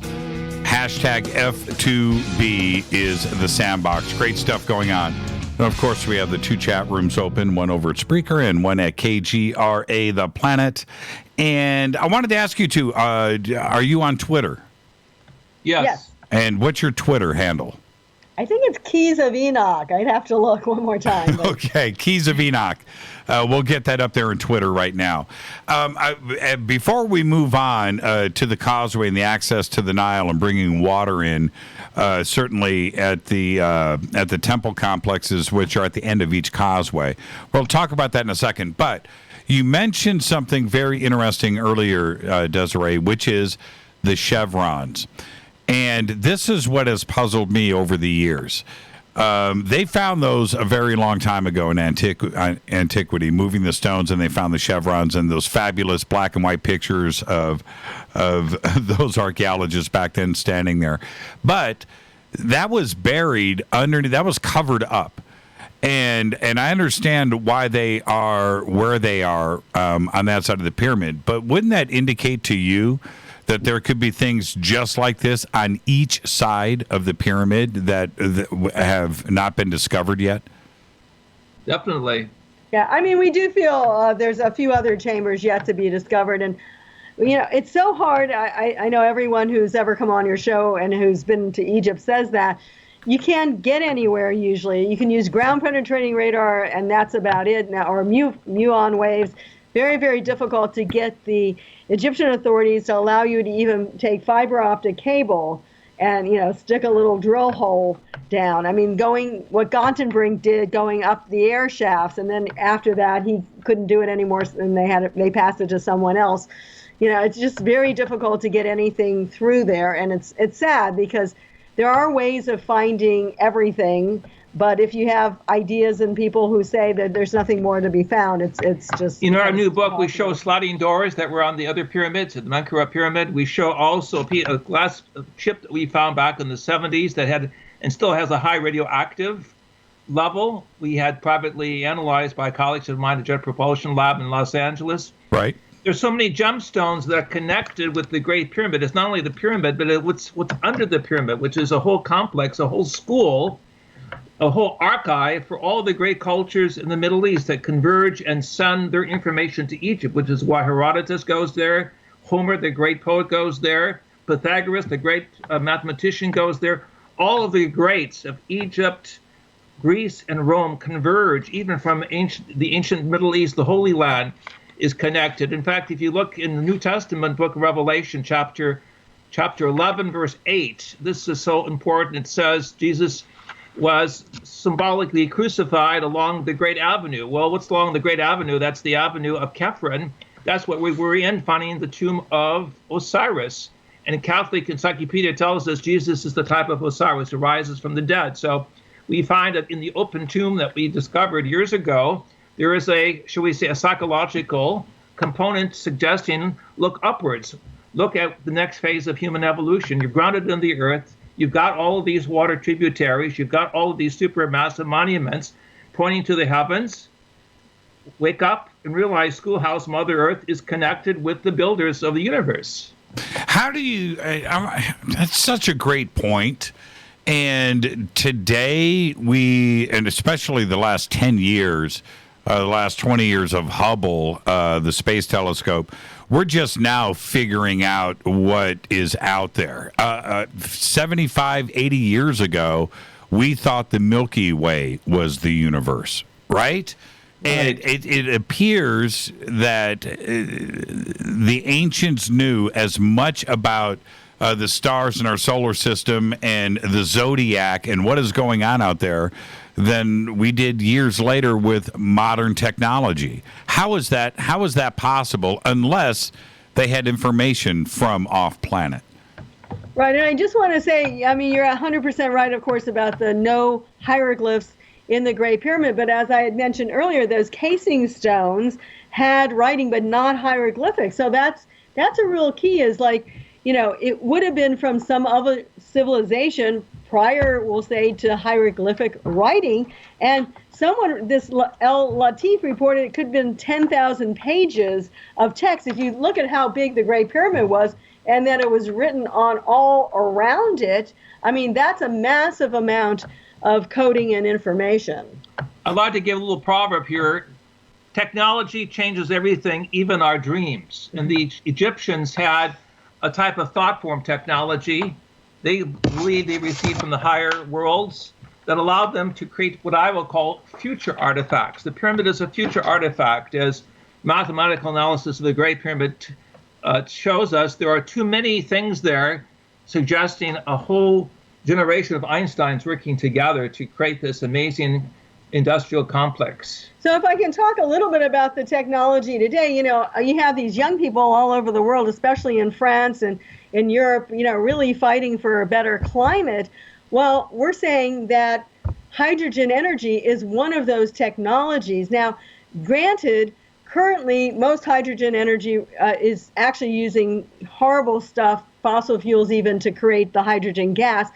The electrolyzer is the way to go. And some companies are even using a special membrane to speed up the process. But a new technology, and this just came out the last 24 hours. We're up here by Stanford, actually, and salt water actually can be used as well. And they've been trying to figure out, they've been doing this for the last 3 to 5 years, we mentioned a little bit in the book, is if they could put salt water in to process all you need is solar energy, the anodes and cathodes, which can be as simple as copper and iron, very, very simple things. And now Stanford just came out with a special nickel, which if you use salt water, usually it corrodes. And they said, mostly these processes would only last like 12 hours.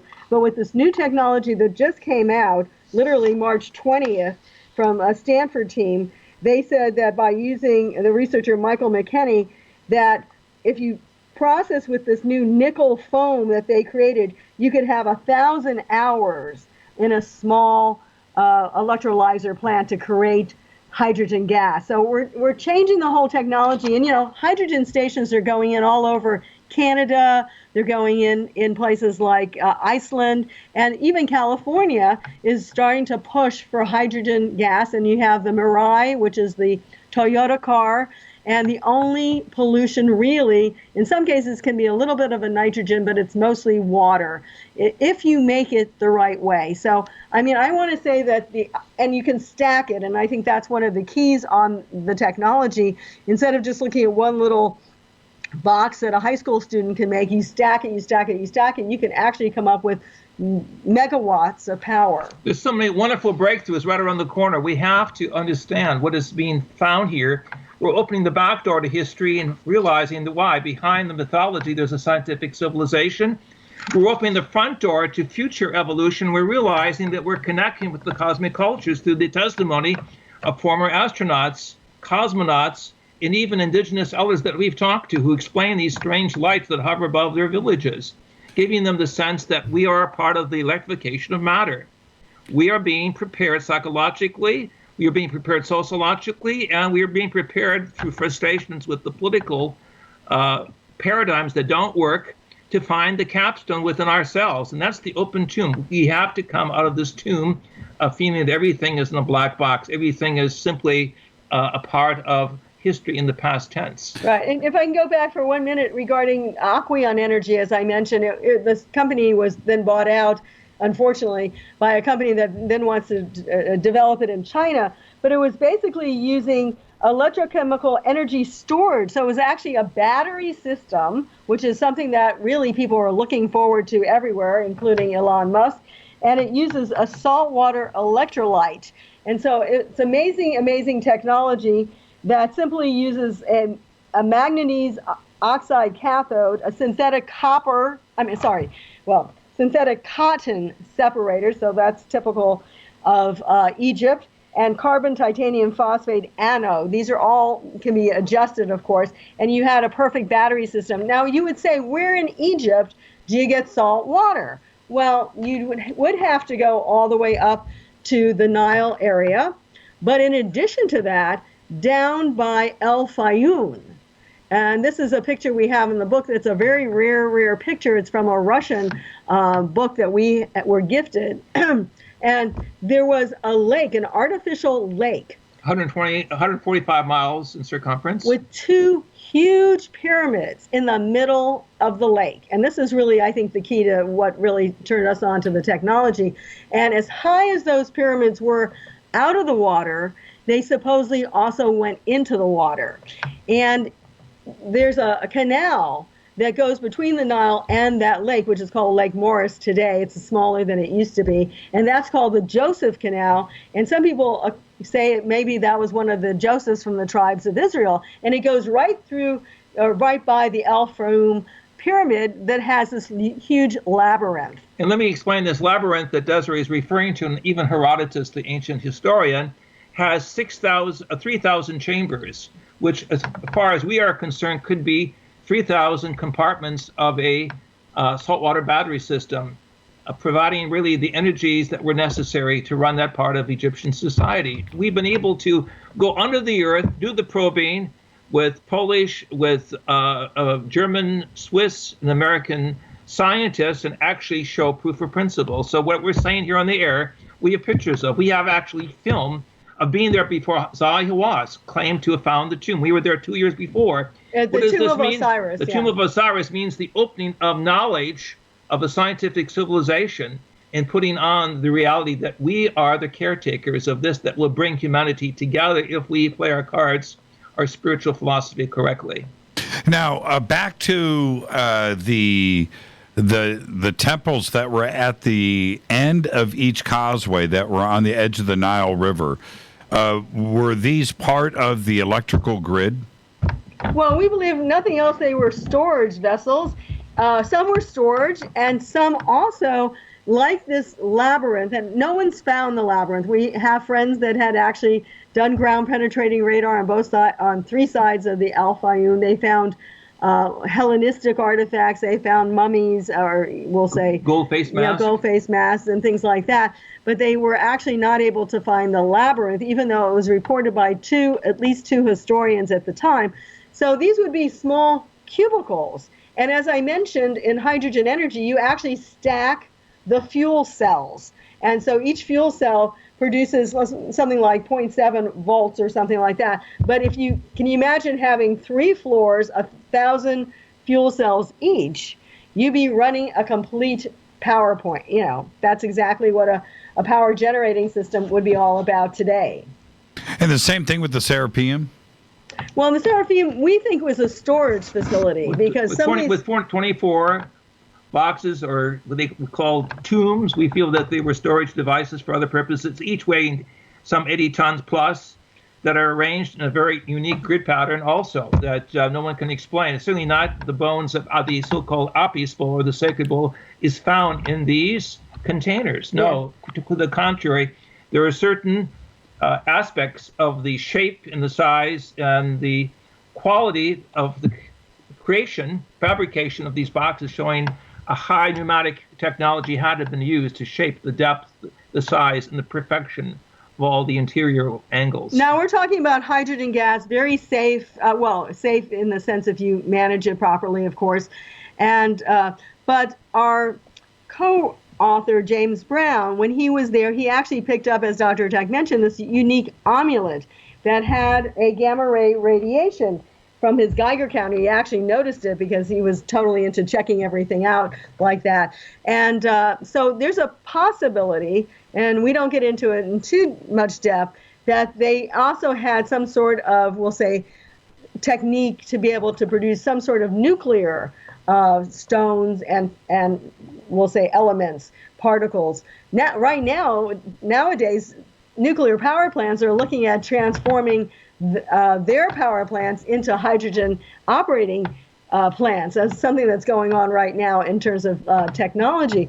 But bottom line is that they may have used some of those cavities or those tombs to actually store some of the gas or even some of the elements that they were producing. And the size and the depth suggest something similar to the underground caverns in Sweden that were used for the storage of nuclear trace materials. I'm looking at a publication called Nuclear Technology Review for the year 2006 by the IAEA, that is to say the Institute for Atomic Energy, and looking at the publication from the United Nations, clearly we have various examples of storage areas, underground pools that were used for the elements to be diffused, encapsulated in different situations of containment. So we're looking at something that may throw a light also on the Egyptian experimentation with quote-unquote radiation technology, something that perhaps they were telling us was not the way to go, and therefore they buried it, and they left behind these samples that we're now finding. I am told that the French also were able to find some examples of radiation in the vicinity of the Great Pyramid. So we have a lot of unique documentation which we want to bring into discussion in future conversations with you, showing the actual pictures, showing the actual scientific tests that we did very carefully with the international body of scientific investigators. The air shafts, which I understand and appreciate the alignments to the heavens and using different star charts and going back with computer technology and looking at those alignments, it's shocking at the dating and what it is aligning up to. I totally get that. But could those have also been used for the intake of oxygen for part of this process too, or the ejection of gases out of the Great Pyramid. Right. So actually, that's what our co-writer actually theorized, that he calls them exhaust shafts. Yes. Right. Term. And so, yes, that's a good possibility that they were able to release some of the fumes and things like that as needed. And in addition to that, in the Great Pyramid, there's actually a type of channel from the Grand Gallery down to the subterranean passage, and that also in itself could have been a drain system. Today they call it, there's a kind of a descending passageway that goes down between the ascending and the descending passage. So that could have been a drain. The whole technology, I mean, it needs... can you imagine engineering 33 meters below the surface of the Earth, 110 feet plus, the lighting system that had to be used underground to make these perfect networks? We're talking about at least 3 miles of underground passages just in the immediate Giza plateau area where we're working. Yeah, and JJ, of these places. That's right. And JJ, you bring up one of the best points, and you clearly illustrated in the book. We always look at the side view of the Great Pyramid, right?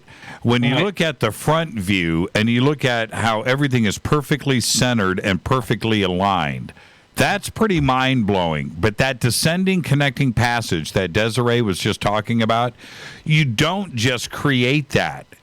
You know, how do you engineer something like that where it is actually going to connect, right? It's actually going to line up. And what is the purpose of that when you've got the passages already connecting further up? There's a reason, a very specific reason for that perpendicular connecting passageway between, is it the Grand Gallery or is it the passageway to the Queen's Chamber that connects to the ascending? It's right at that nexus. Right? Yeah, it is. That nexus point. Yeah.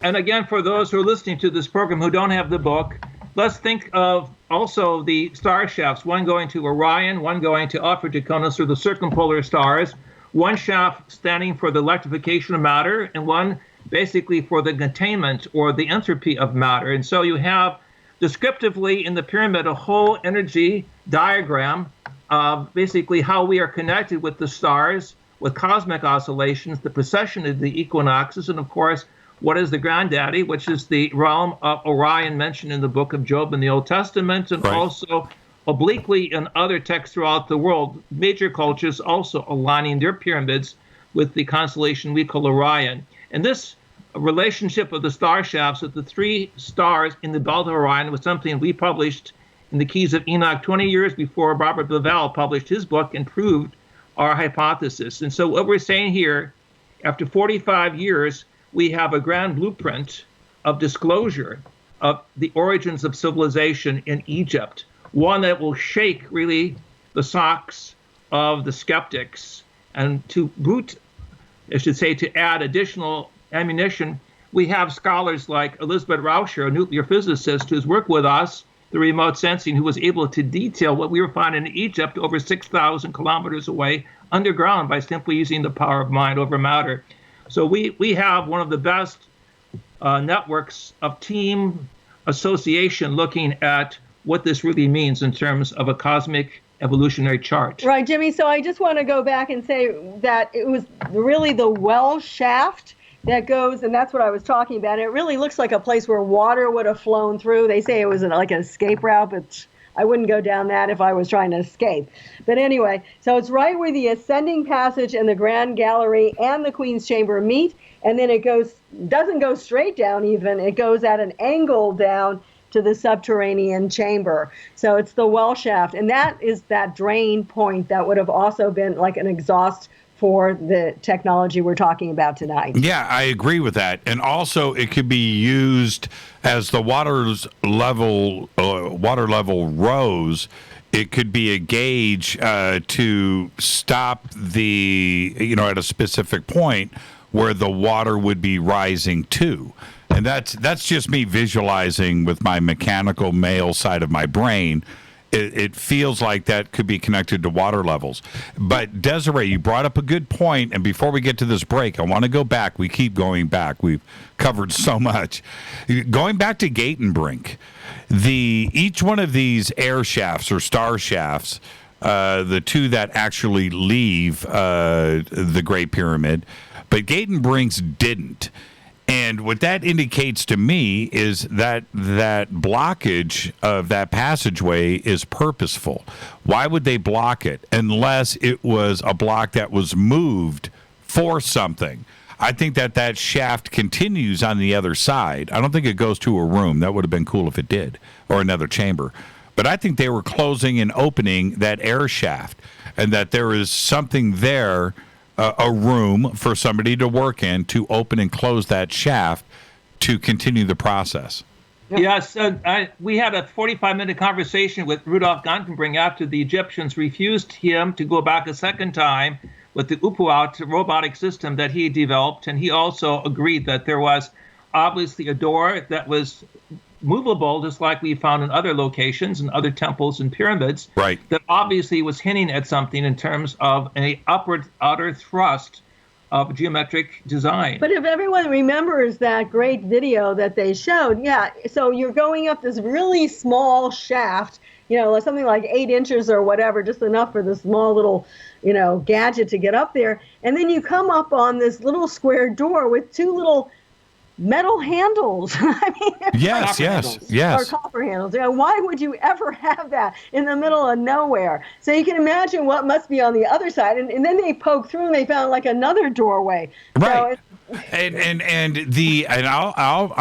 I'll suppose something right now. Those 2 little metal whatever they are, right? But that also says to me, and the first time I saw it, is electricity. Right, that those could be connections. That's a positive and a negative. And I'm just saying that's what I see. I don't see a handle. I don't see anything. There isn't really a purpose for it unless it's an electrical connection, almost like a plug. Yeah, well, that's what you would have actually in the Grand Gallery. You would have, but huge, and they would have been gone now. You don't even have the casing stones anymore, practically. So, no one saw those little, we'll say, I'll call them handles, up a star shaft until Gantenbrink got there. Otherwise, they would have robbed them a long time ago.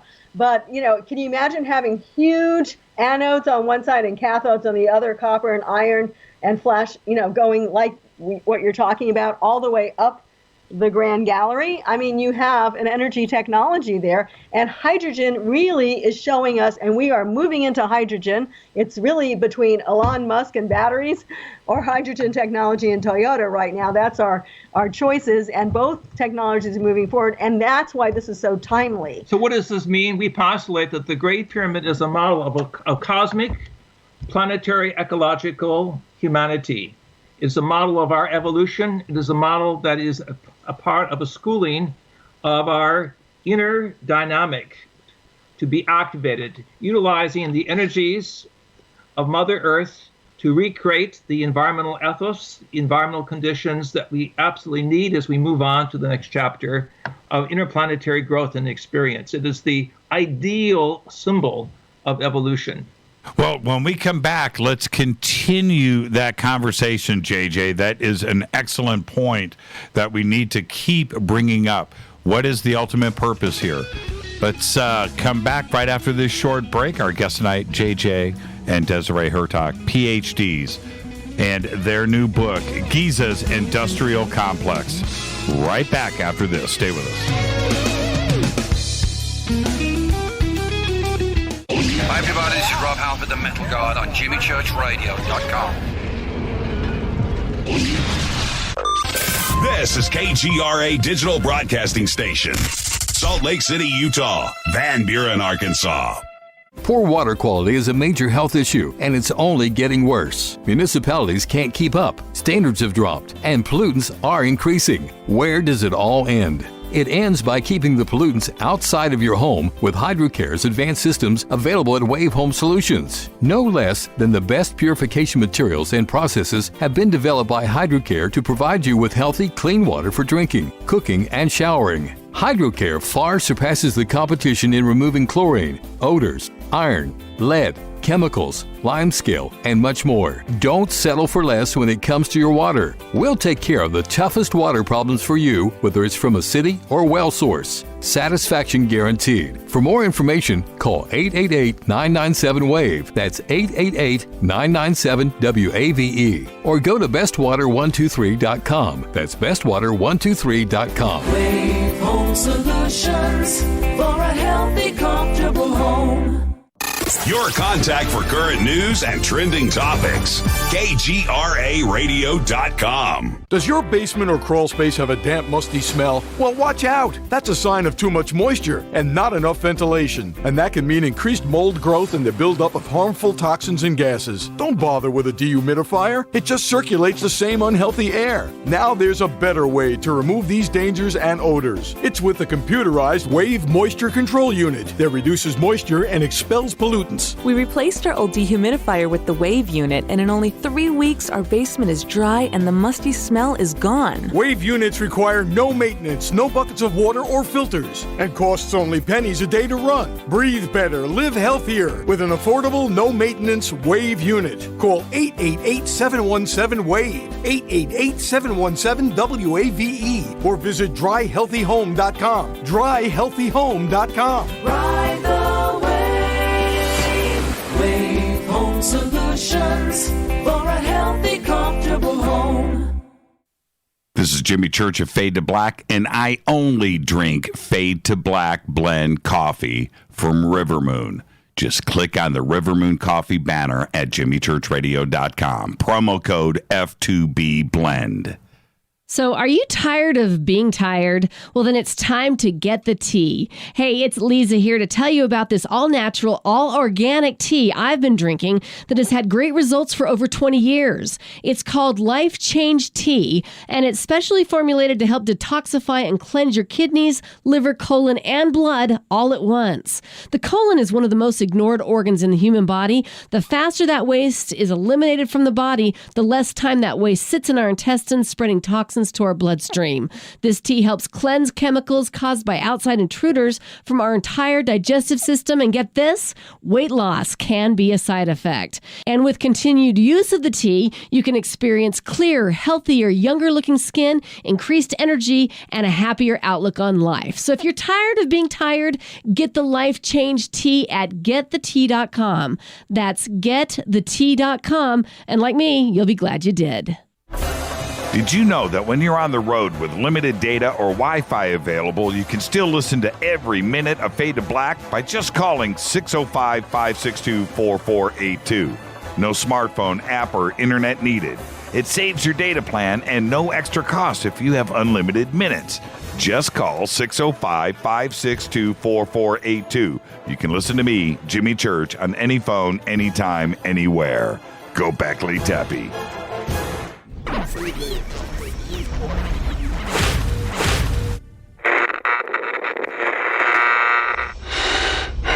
You want to know a secret? I love ponies. I really love ponies. I'm serious. I couldn't stay sane without ponies to brush. Why Fade to Black? Because you never got that pony, damn it. This is Fade to Black with Jimmy Church on the Game Changer Radio Network and KGRA, the Global Radio Alliance.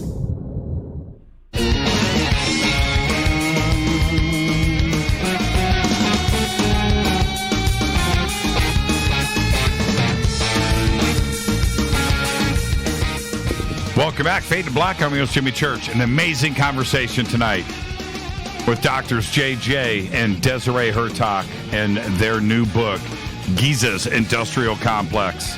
This is Fade to Black. You can follow me on Twitter at JChurchRadio. And now, we discussed earlier, JJ, you brought up the spirituality side of the capstone, which is where I'm going to go next.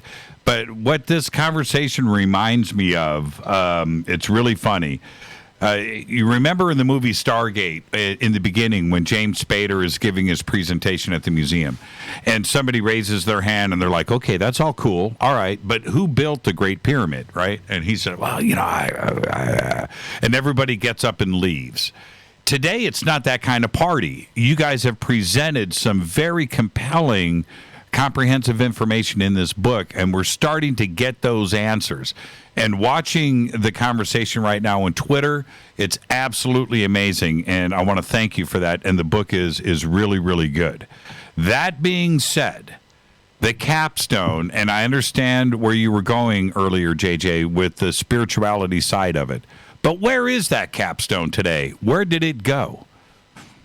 Well, the models in the Cairo Museum of the Pyramidion, as it's often called, as a small model of the capstone, suggest that capstone represents mathematically something that's in another level of future science. That capstone represents not what we physically have, but what we have through the power of our thoughts, energizing a type of new frontier. And we can look for the capstone like we can look for the Ark of the Covenant and miss the whole point. Right. These are meta-symbols or architectural realities of a whole new architecture of ongoing creation. And in so many words, we are all coming out of Egypt. We are all being prepared for an interplanetary exodus to higher realms of creation. And that is why I believe the Great Sphinx next to the Great Pyramid represents the face of humanity, utilizing solar energy, which was exemplified in the body of the lion. The lion sun, or the lion logos for the ancient world, was the source of electrification. When we would be energized to that point of putting our face on the face of the lion or the Sphinx, then we could take off for other realms. Then we could do the exodus through the Red Sea, which is the solar spectrum. Then we could understand the symbolism of the heavenly mansion worlds that the Christ figure refers to, right, and all the great prophets refer to. So in essence, it's coming out of three-dimensional bondage or slavery to the old pharaonic system of information without freedom, information without compassion, information without wisdom. Right, but the capstone could also be really almost like a beacon. Dr. Hurtak, in his book, The Keys of Enoch, and I know we'll put this into a little bit more of a spiritual content, calls the Great Pyramid a chrono-monitor, which means everything that's going on this planet, and it seems like that with this electromagnetic energy that ITMO University has come out with or shown is inside the Great Pyramid naturally, really it becomes a energy corridor, almost like if you look at Orion, and you take a look at it, it's almost like two pyramids. You got one pyramid coming down, the other pyramid going up. And we feel that there's like an energy connected with our pyramid going up into other realms that are able to tap into this. So it's almost like creating this vortex of energy that's you actually naturally. see this in shamanistic art in the country of Colombia in South America, of how the lower part of the Orion constellation. Remember, Orion represents the hunter or the swordsman in the sky. That's right. Who has the sword to kill the bull or to control, as it were, the animal instinct or nature. It represents for the indigenous two sacred geometries converging at the belt. And what is the belt? Is the reality of a whole new threshold where we go from the third dimension to multiple higher dimensions. And actually what became very unique is Dr. had this unique experience in 1973, and he saw how Orion really is a gateway to higher realities, to higher dimensions. So he actually said he went through the gateway, the 3 stars of Orion. Now, more recently in Mexico, we're talking paraphysical. Yeah, and I actually want to address the physical side of this too as well. But continue, Desiree. Yeah, well, in Mexico, Linda Shelley, who was an astroarchaeologist, she's now deceased, sadly, but she said that the Mexicans also put 3 stones in their hearth, and they considered that as looking at their father figure in Orion. So you have the Mayans talking about Orion, and you also have the Egyptians talking about Orion, and you basically have even the Australian Aboriginals talking about Orion. So it's a big constellation, but the geometry we're seeing, and I know you wouldn't be seeing that if you were on the other side of maybe an Alpha Centauri or something like that, but there's certain type of pyramidal geometry that's present in Orion. Now, that's the spiritual side. But what about an actual physical transformation? That sarcophagus and the energy being created, before I even say Stargate or teleportation, but it could be used for something like that, couldn't it? Yes. In fact, my experience in 1973 was I was bilocated through energy frequencies as a musician. And we have, Desiree and I, put out several albums worldwide, CDs, one of which is The Living Capstone, with noted musicologist Paul Thomas Burns, showing how certain Egyptian mantras and Hebrew mantras, when they're combined properly, can create a momentary experience of being in a higher state of creativity. Right. Also, it's called The Opening of the Great Pyramid, where we actually have sounds recorded in different chambers in the Giza Plateau and also in Abydos. So, but what's interesting is, yes, I mean, I always love Stargate, and there's a good possibility that with the proper resonant patterns that would be created, maybe with the right energy technologies, that you could re-energize the body. Maybe not bringing death to life, but maybe, that's the whole story behind Osiris, that his brother Set cut him up, put him into 14 pieces, and Isis brought him back together and allowed him to give birth temporarily to Horus. So there's the whole theory of resurrection actually there. And in addition to that, what people don't know is in the legends of Osiris, he actually went around the world and taught people. So and he taught through music. So there's a vibratory background to all of this, and we'll go back to the idea of the Mysteries of the Sphinx, the video documentary, that maybe having the technology to resonate the blocks into place was a possibility as well, not just resurrecting. So if those who are interested, go to our website, keysofenoch.org, and scroll down. You will see various musical programs that we've been involved with key musicians and composers throughout the world, all who have had higher states of consciousness through certain types of vibratory interactions, what we would say in the new physics, the physics of consciousness, the paraphysics. We put out a book, excuse me if I can continue, we put out a book called Mind Dynamics, of Elizabeth Rauscher, dealing with all the research that was done at Stanford Research Institute here in California with the top physicists, showing how this is possible, how one can accelerate higher levels of consciousness and literally step into another dimensional frame, receive information, come back into the physical, quote-unquote, real world of why we're in the third dimension. Nonetheless, we're beginning to understand how physical matter is gravitationally trapped light. And as we re-energize ourselves through bioluminations or bioenergy accumulations, suddenly things for some can take off. Is there a danger in firing up the Great Pyramid again? You know what I mean? Is there too much? Put it all back together, but I don't think so. Look at the massive amount of stone. That's the incredible thing. So you really have a containment that's beyond any kind of nuclear power plant that we've ever built. So, and even though we're not trying to create nuclear energy in any way, shape, or form, I'm just saying the containment vessel that it is itself would be absolutely fine. I think if you ever, had all the pieces come back together, and who knows, at some point, and maybe not in our lifetime, but in the next one, they'll be doing that. Yeah, some accidental movement of a stone in the tomb of Osiris, right, underneath the Sphinx, and suddenly water starts pouring in, right? The subterranean chamber fills up, and the next thing you know, everything aligns, and Gate and Brink's door opens, and we've got a meltdown on the Giza Plateau.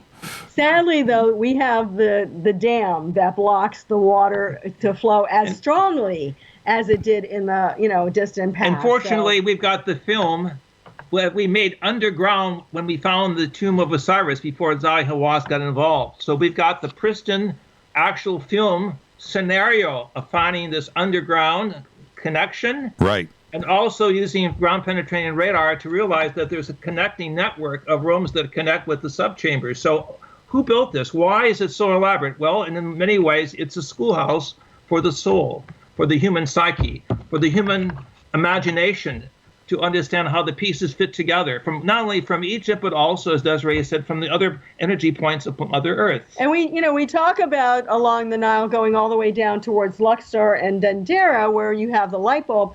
But we also have a picture in our book of Hethert in Dendera, which is a place where there was literally a a lake, and people could go into this lake. I mean, it's really just like a big swimming pool, and they would have dreams and strange things would happen. So we feel the water literally was energized, and they do call it today, the Russians at least call it energized water, and it really can transform. And I think people should acknowledge the power. You advertise tea all the time. Well, obviously there's certain elements in these powers of tea or water that actually can transform your body. And so I think it's very important to realize it also can transform your mind when you are engulfed in it. Here's the $1 million question, and we can close with this because this is going to take a few minutes. Why suppress this information? 1, 2, does Cairo possess this information, and do they understand what the Giza complex is all about, or do they not understand it? And if they do, why suppress it? What's the advantage of keeping all of this from us? Well, obviously, there's pros and cons on both sides of that.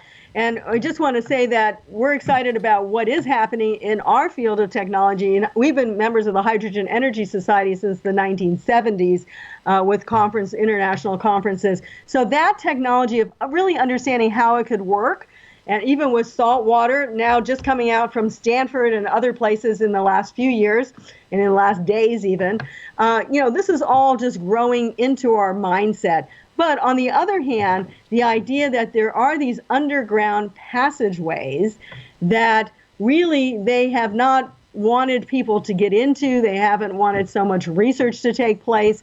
This has been a limitation, and it's mostly because they don't know how to handle that. I mean, everything that they see comes from the last, we'll say, 6,000 years. And so the three monolithic religions in the Middle East would have to change their calendar system of thinking that the world, or what we will call intellectual/religious civilization, goes back only 6,000 years. Right.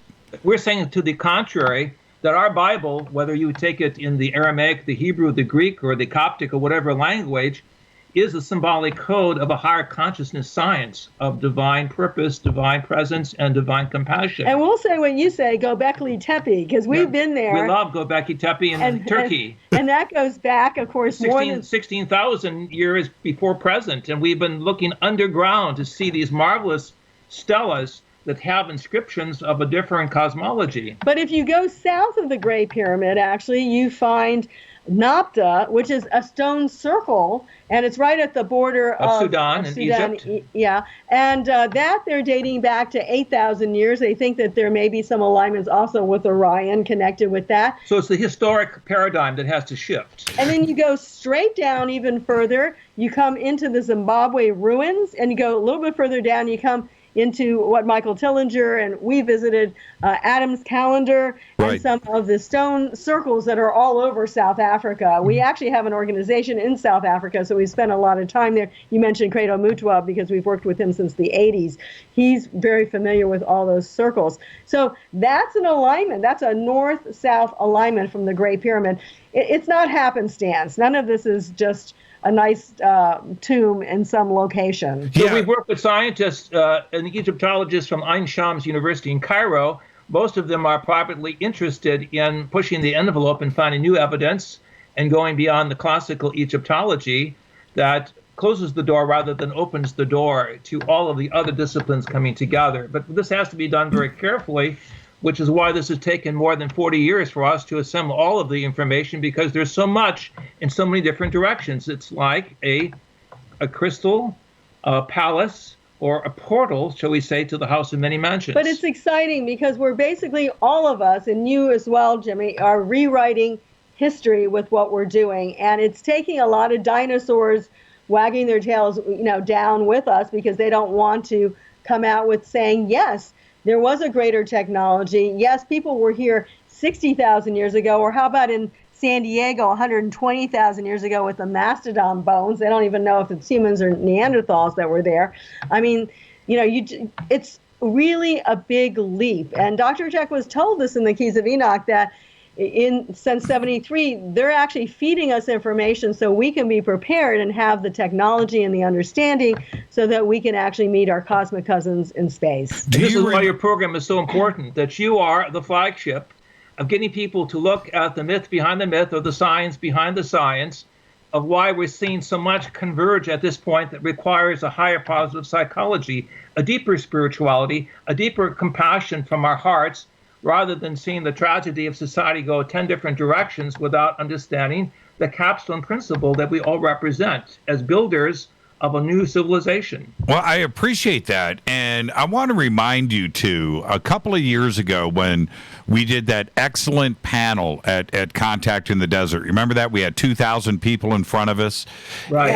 And the question about, I brought up Napta Playa. And everybody, including yourself, we all started talking about the importance of Napta Playa. And then, and we also discussed Göbekli Tepe, right? All of us at that point. It's funny that we bring them both up tonight. But I want to remind the audience, and I want your comments on this, is that Napta Playa was something that wasn't really supposed to exist, that kind of technology 7,000, 8,000 years ago.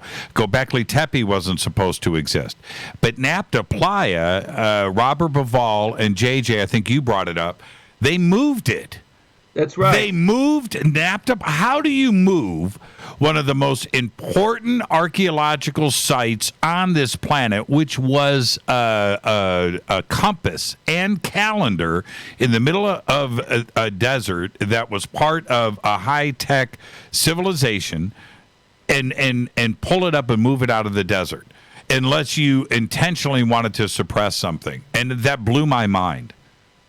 Well, the question is, how much did they move it? I know that they wanted to move some things. Oh, they did that to the Mastodon. And also, Göbekli Tepe, they deliberately buried it so that various tribes and societies, pirate societies, would not come around and destroy the stelas and the capsulizations that contain the various seeds for agricultural stages of growth. All of that was carefully concealed at Göbekli Tepe at several different locations, yet to be uncovered. So, again, there's a mystery to the power system of the normal power regime. It wants to keep things in check for human evolutionary containment. Yeah, well, the Napta Playa really was supposed to be, and it still is somewhat located on the Tropic of Cancer. And you go over to Mexico, and you find around all of these tropic areas, and of course the Great Pyramid also is located in a great position between the equator and the North Pole, and so are some of these others. You find these markers, and of course one could say, it was just the ancients trying to figure out the solar cycle, but there's so much more behind it to make so many stone circles. You don't need that just for a sundial. No, so this world grid system here that we're uncovering, it's not simply the pyramid, but also the other pyramids and their grid systems, all interconnected. There's 7 pyramids that were found on the Mauritius Islands, too, which isn't that far off of South Africa. It's amazing what they're finding all over the world. All this is being opened for us to talk about on your radio station, of course. Yes, and see, this is what is most important here, is that 25 years ago, before the internet, they were able to control the dialogue, right? You had books, maybe some videotape before that, just books before that. You had to shout out the window, right? Today, it's not that way, and they can't control the flow of information now, and we are starting to figure this out. We know that there were civilizations before 3000 BC that had amazing technology, that the world didn't start in Giza, it didn't start in Greece, it didn't start in Rome, and quite possibly not even ancient Sumer. That when you look at the Edfu Builder's text, it clearly states 10,000, 20,000, 30,000, 40,000, 50,000 years ago. Right? That this information was shared and handed down for millennia.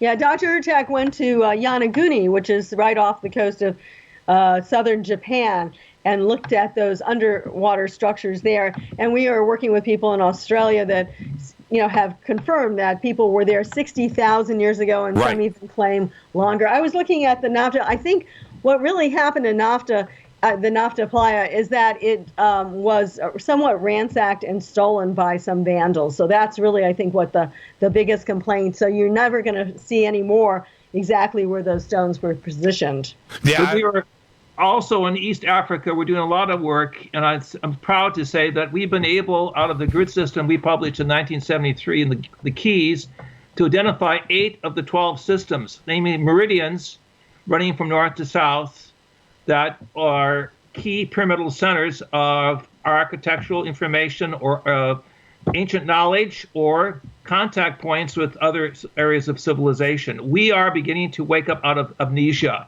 The human race has been in amnesia, and we need to wake up and smell the coffee, or to understand the higher meaning of the Eucharist, the cosmic Christ, rather than simply follow ritual for the sake of ritual. When we can I ask you guys a favor? Can we do a few extra minutes of overtime after this break? Yeah, we're here. Okay, because I actually want to talk a little bit about UFOs. Can we do that when we come back after the break? Absolutely. Okay, so now that I got that out of the way, let's go back to what we're talking about.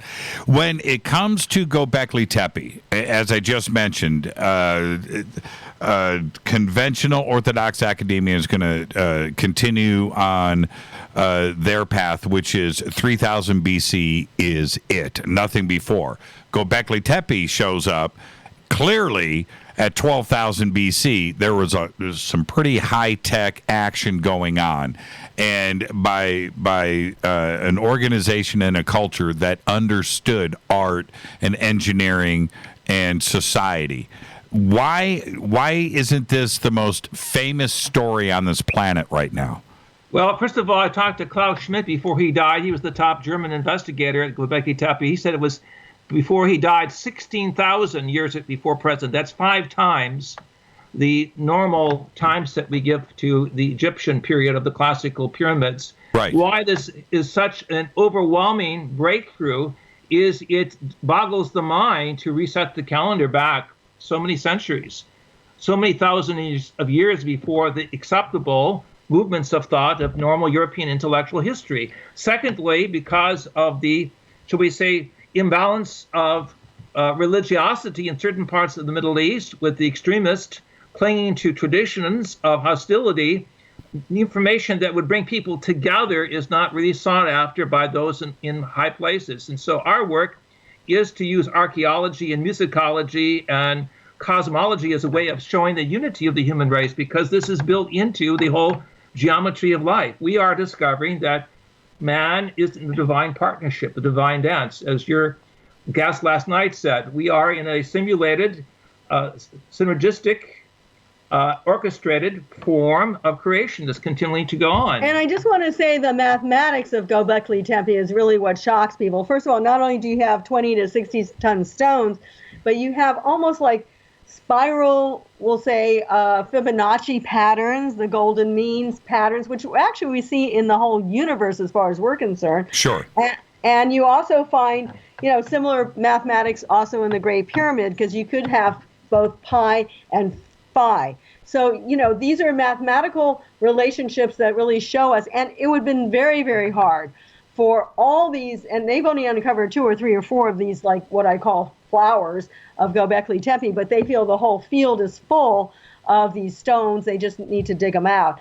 It's amazing. And what do you do with that? Especially when you come from a history that is only supposed to be begun 6,000 years ago.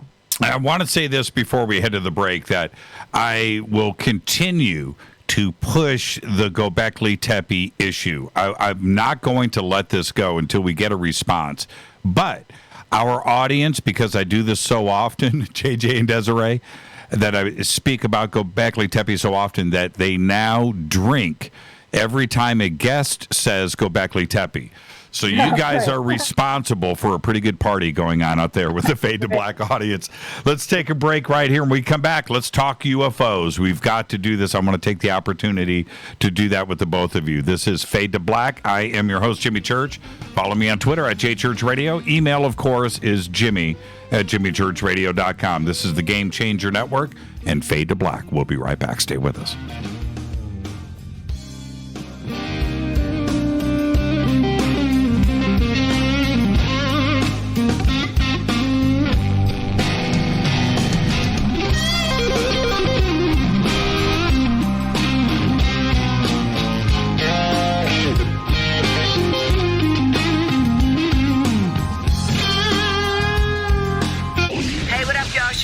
Rebecca Fox here, and you are listening to my boy, Jimmy Church, on JimmyChurchRadio.com. Despite popular opinion, reading a book will not make you smarter. But listening to Jimmy Church will. Hurricanes, earthquakes, wildfires. This year we've experienced more than our fair share. This is Jimmy Church of Fade to Black, and last month I decided to make sure my family does not have to worry about food should we get caught in a real emergency situation. Introducing Numana, a healthy, storable product that tastes so good that you'll want to eat it every day instead of just during those times of duress. All Numana products have a 25-year shelf life, are MSG and GMO-free, no preservatives, and are made in America. With the Numana pack in your home, you'll be able to sleep at night knowing that you've protected your family. Not only have I tasted and tested, I own it. Now you can too. Just click on the Numana banner on JimmyChurchRadio.com and use the promo code Jimmy when you order. In addition to a discount, we'll send you an autographed Fade to Black t-shirt. Seriously, go Beckley Teppy. This is Jimmy Church of Fade to Black, and I take Life Change Tea supplements every single day. It's what I do. Click on their banner at JimmyChurchRadio.com. When you take the beans from Central America with dashes of Indonesian and African mixed in and then roast it to the dark side of Fade to Black, you create the ultimate brew of fringe. Introducing the Fade to Black blend from River Moon Coffee. Yes, River Moon's darkest customized roast was created for the love of Fade to Black. The alchemy of masterful roasting and smoking the beans is in every sip of this full-bodied, dark Java. I need my coffee dark, deep, with distinct bittersweet chocolate highlights, just like the bunker. Leaning further into the darkness of the roast is Fade to Black blend from River Moon Coffee. Just click on the banner at JimmyChurchRadio.com and use the promo code F2BBLEND for 15% off of your order today. Go Beckley Teppy. Hi folks, CBD is the home run hitter for health right now. Why, you ask? Because of what it does for the body. Unfortunately, I can't tell you all about the benefit. You know, there's reasons. Do your due diligence and log on to AncientLifeOil.com. That's AncientLifeOil.com. Ancient Life Oil uses organic ingredients and is blended in coconut oil for some of the best benefits. Legal in 50 states and non-psychoactive. Log on to AncientLifeOil.com. That's AncientLifeOil.com. This is Jimmy Church of Fade to Black, and my family is safe because of Numana Emergency Food Storage. Just go to the Numana banner at JimmyChurchRadio.com. Promo code Jimmy10. Are you intrigued by Paranormal Talk Radio? You'll love the new Paranormal Radio app from TalkStream Live. You'll find a great selection of talk shows covering UFOs, ghosts, strange phenomena, and much more. Download the Paranormal Radio app now and start listening to the very best in paranormal talk entertainment, including the network you're listening to right now, the Paranormal Radio app, free in Google Play and the iOS App Store. Erica, Brittany, Gabby, and you're listening to JimmyChurchRadio.com. It's not a lifestyle we chose. We were born this way. KGRARadio.com.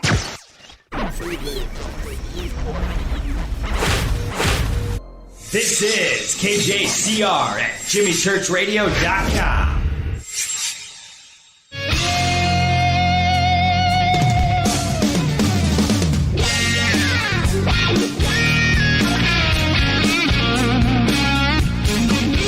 All right, welcome back. Fade to Black. We're moving into some overtime tonight with JJ and Desiree Hurtak.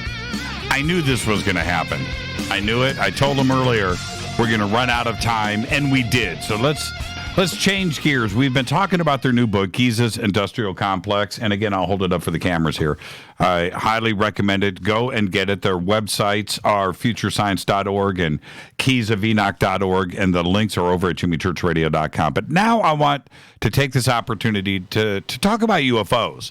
And if you could, either one can jump in. But could you share with our audience any conversation that you might have had with Edgar Mitchell about UFO sightings and or, ET encounters that he may have had either on the moon or around the Earth? Yes, first of all, I was very close to Edgar Mitchell. Desiree and I are a member of the board of IONS, which is a branch of the IONS, the Noetic Sciences group that he put together after he came back from his outer space experiences of higher consciousness. Edgar Mitchell told us privately that there are extraterrestrial races. He actually himself never saw them, but, he was raised in Roswell, New Mexico. So after he was a, astronaut, he came back and people started telling him, even on their deathbeds, about what they saw for the Roswell crash. And of course, then he had other astronauts and pilots who also had seen things that reported to him. We actually have a video out, which is called Wisdom of the Wayshowers, where we have an excerpt with Edgar Mitchell discussing the extraterrestrial question that's available through our website. But in so many words, Edgar is one of several astronauts we knew privately who recognize the positive side of cosmic cultures that are headed this way and the need to gear up and to go beyond the fear barrier. And I think the other astronaut that we should mention at the same time is Gordon Cooper. Exactly, yes. Astronaut Gordon Cooper, because we were consultants with Sidney Sheldon on his book Doomsday Conspiracy. And basically he asked us to bring some people together, and Gordon was living in Los Angeles at the time, so it was easy to get them together and talk. And basically, Gordon Cooper in 1951 saw a flotilla of UFOs flying over where we were flying on the west side of Germany, and there was MiGs, he was saying, right next to him, also seeing it on the east side of Germany. It was the east and west problem. Hundreds of spaceships at the higher elevation. Higher than we or they, the Russians, could go at that time. And he came back and reported it. So what did they do? Yeah. Did they lock him up? No, they made him an astronaut. So I think that's a key giveaway that they already knew what was going on. So the power system behind the scenes know there's more to the story.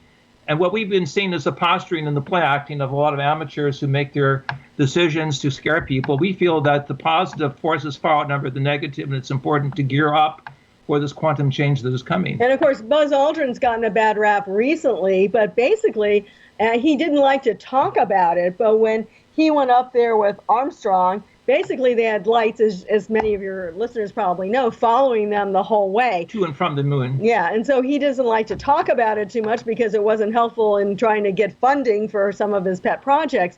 But basically, they also saw things when they were going. So you basically had at least two astronauts that saw things, and then a third who... Not only two astronauts, but two pioneer astronauts who opened up the space age.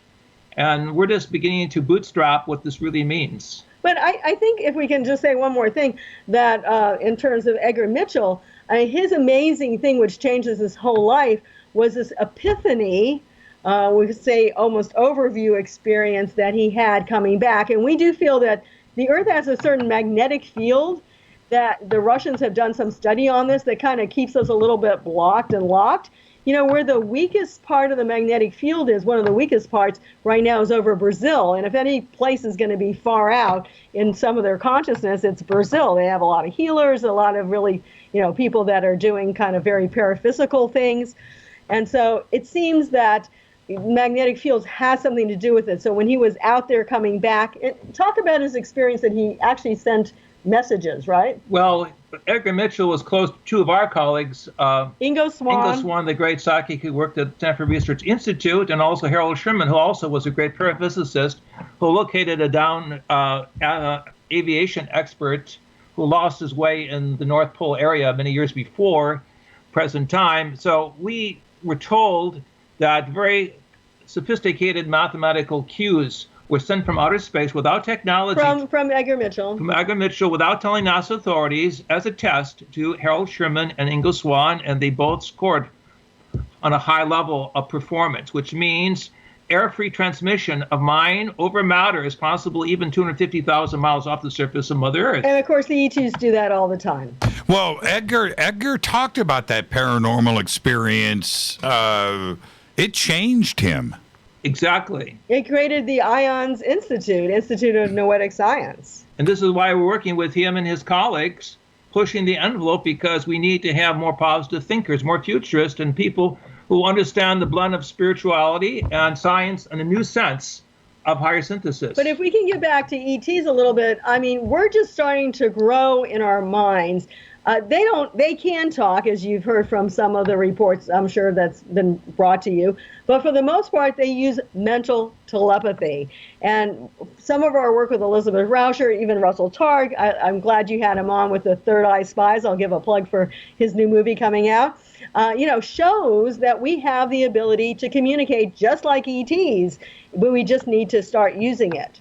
Have you been able to do that? I feel that I have, okay, in a weird way. Have you been able to do that? Have you ever, summoned something? I definitely have had experiences. In fact, this is one of the reasons why I've had to be very careful over the last 45 years of scientific research, is people make claims and assertions without scientific evidence. And Sure. What I'm standing behind here is a plethora of information that has been confirmed from various directions with the top people in the space program, people working in parapsychology, paraphysical investigations, and even indigenous elders in Brazil and South Africa who have recognized that there's a higher level of communication being given to the human race. So to answer your question, yes, yes, and yes. But it's not only summoning, it's also knowing. It's a seeing, like whether you look at the other side of the globe. What we were talking about, we just did a lecture last weekend on the fact of Ingo Swann, who is really one of the famous remote viewers. In fact, maybe Russell said, really almost the initiation of the SRI teamwork. Basically, he remote viewed to Jupiter. And this is in the early 70s, and he saw things on Jupiter like crystalline particles and certain things that only within 9 months later, didn't take a long time, that the science confirmed with the Voyager probe going there. So it's very, very interesting that you can remote view other planets as well. The ability, okay, this is what I find absolutely fascinating, is that if you're just minding your own business, you're out with friends and you can look up to the sky and not see anything. And then have a positive thing in your mind with you and your friends going, okay, it'd be cool if we saw something. And all of a sudden, bam, right? It's like, wait a minute.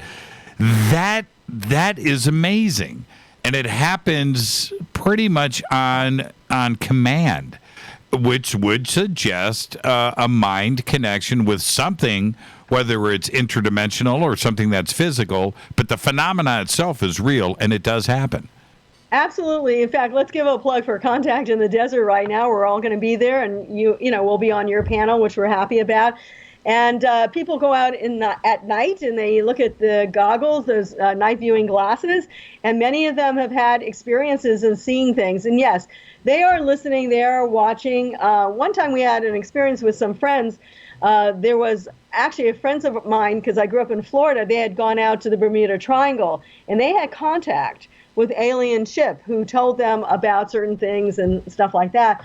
But they said, don't tell people a lot. So then one time we were sitting in the kitchen and they were all— a lawyer? Yeah, the guy's a lawyer now. And they were talking about it. All of a sudden, a shelf that had stuff on it flew up, not down. It flew up because we were talking about things that shouldn't be talked about. So they know, they hear. I mean, anyone— Wait, stop, Desiree. Hold on. You can't just get away and not tell me what happened.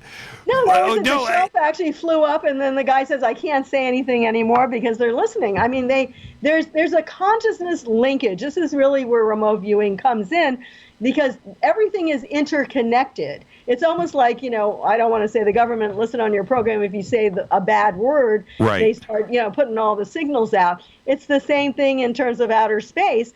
We're constantly projecting energy. We're biotransducers, Dr. Hurtak calls us, which send and receive information all the time. Let's put it another way. We're here not to get everything handed to us on a plate or platter.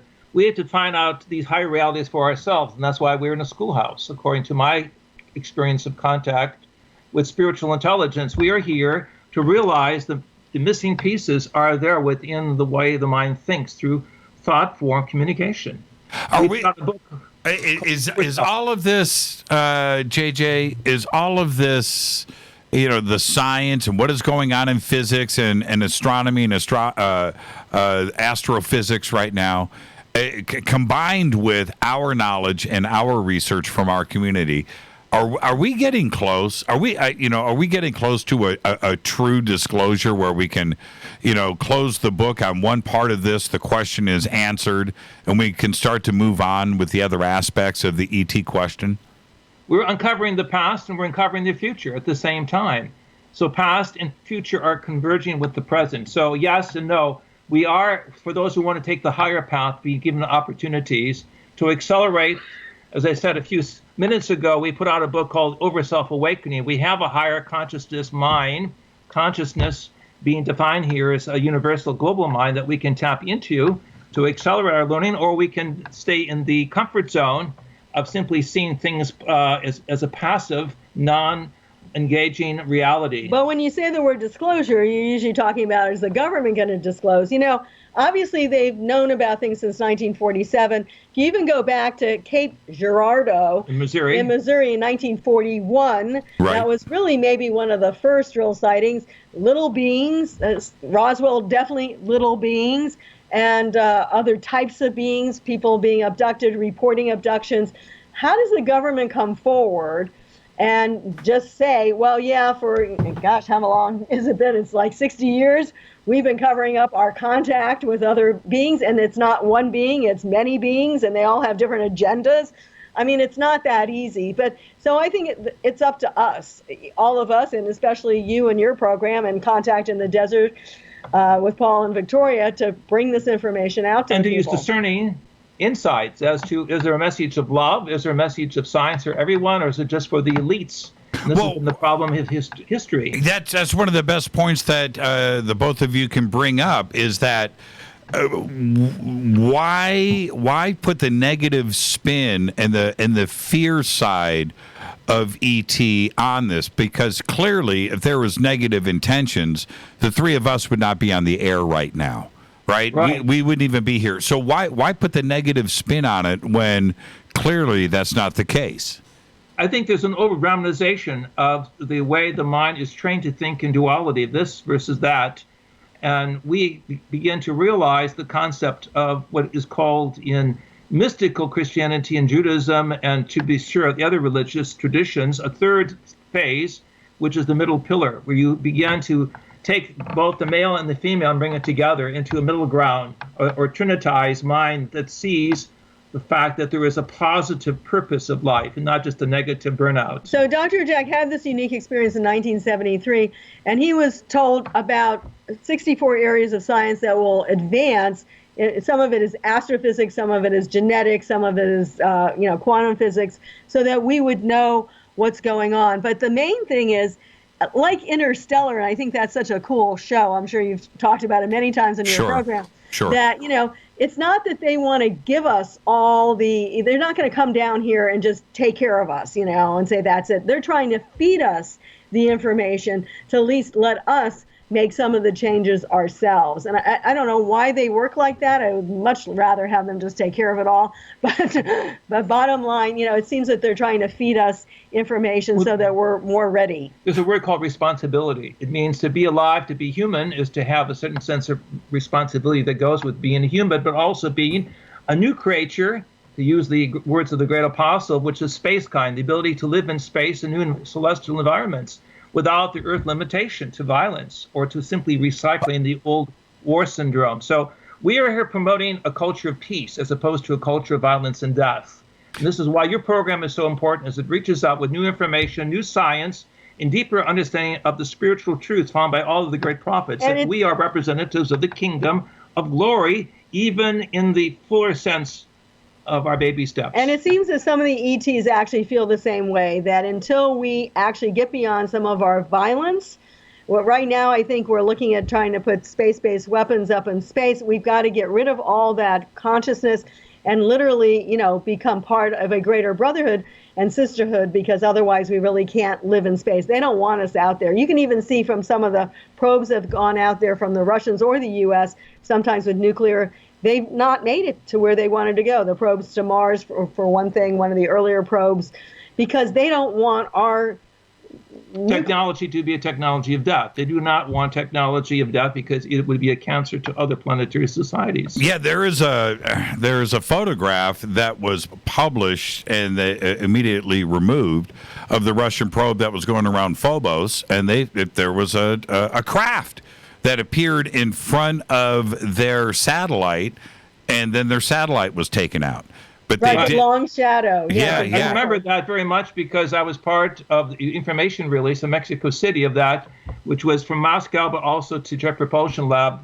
That information was really alarming to space officialdom because he realized there was something else out there that was watching all the details. And the Russians wanted to come out with that information, but by the time it was, 2 or 3 days later, then they didn't say anything about it. That's right. That's right. And that is also what Buzz Aldrin has been on about for so many years, was the monolith on Phobos.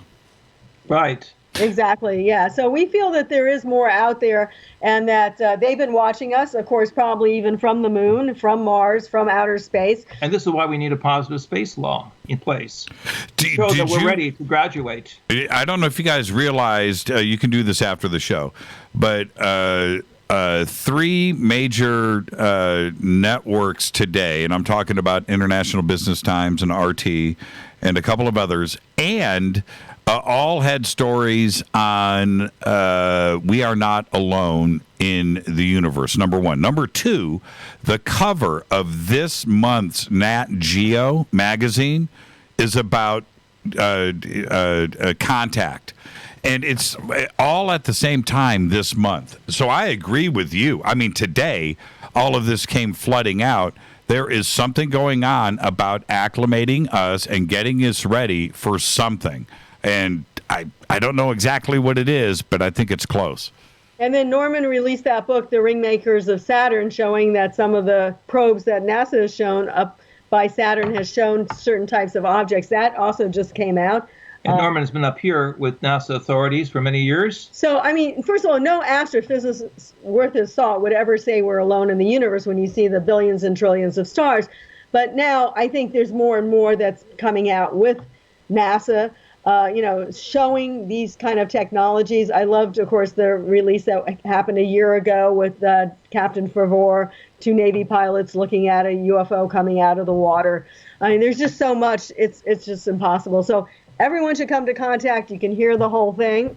And most importantly, everybody should get down to business and realize miracles are ahead. We must gear up for these changes coming. We must be activists with the light, the living divine spark within us, to understand that we are part of a much greater family. What is the name, really quick, I don't want this to get away from us. What's the name of the new website you guys just launched? Right, initiation.us. Initiation.us. Okay, I'm sending this out right now on Twitter. I want everybody to go and check it out. Boom.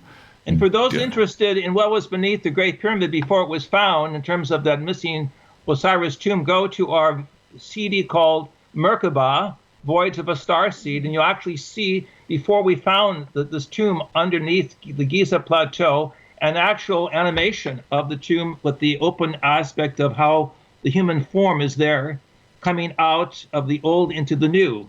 It's a graphic that we received many international awards for, that people should love in the experience of the inner planes of consciousness. Okay, I've got, I'm on the website now. This is very, very cool. So it just went out in Twitter.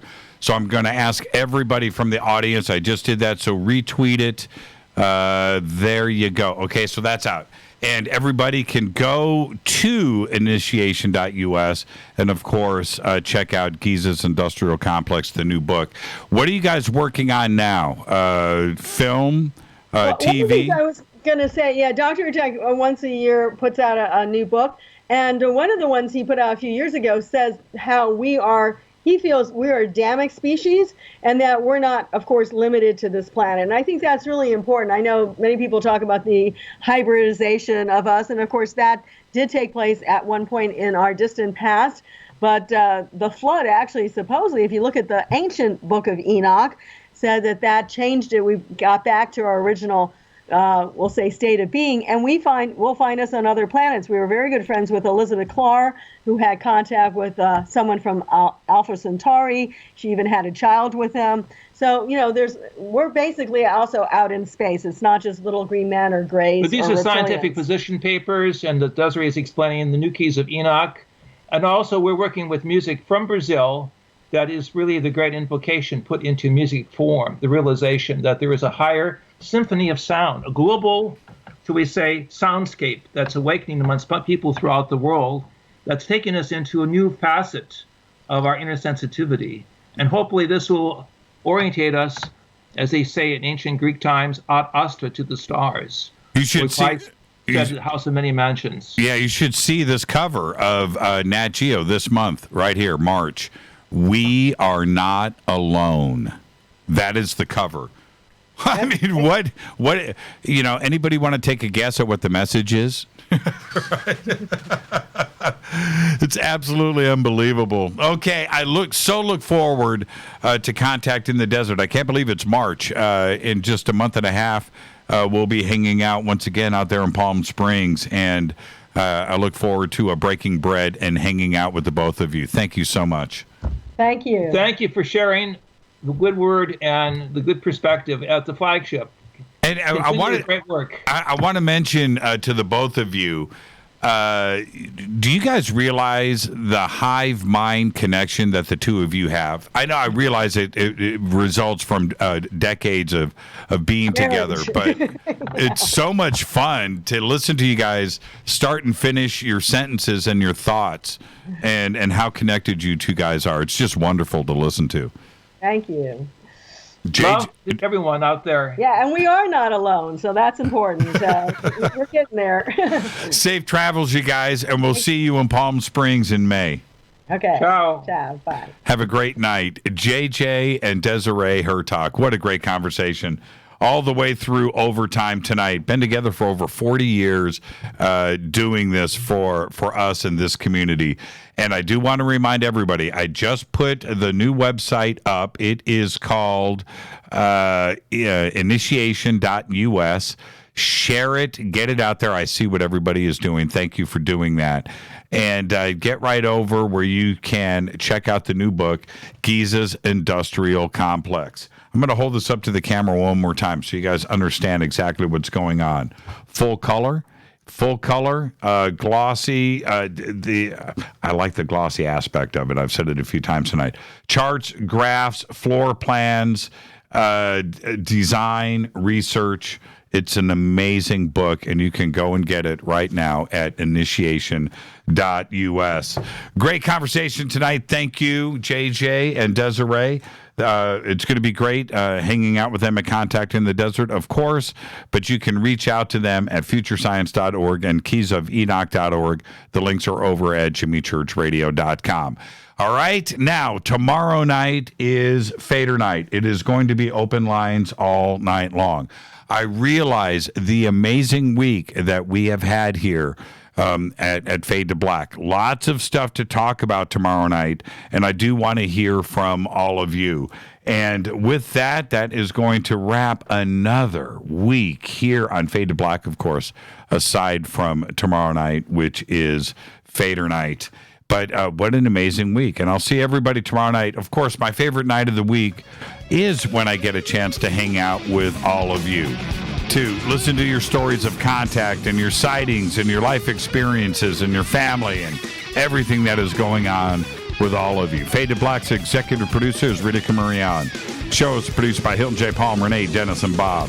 Announcers are Steve Harder, Gene Vito, and Mark D. Kovar.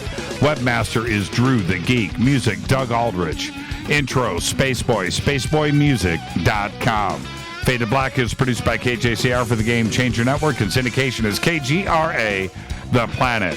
This broadcast owned 2019 by Fade to Black and the Game Changer Network. It cannot be rebroadcast, downloaded, copied, or used anywhere in the known universe without written permission from Fade to Black or the Game Changer Network. I'm yours, Jimmy Church. Follow me right now on Twitter at JChurchRadio. Until tomorrow night, Fader night, open lines all night long. I want everybody to be safe. Go Beckley Tepe.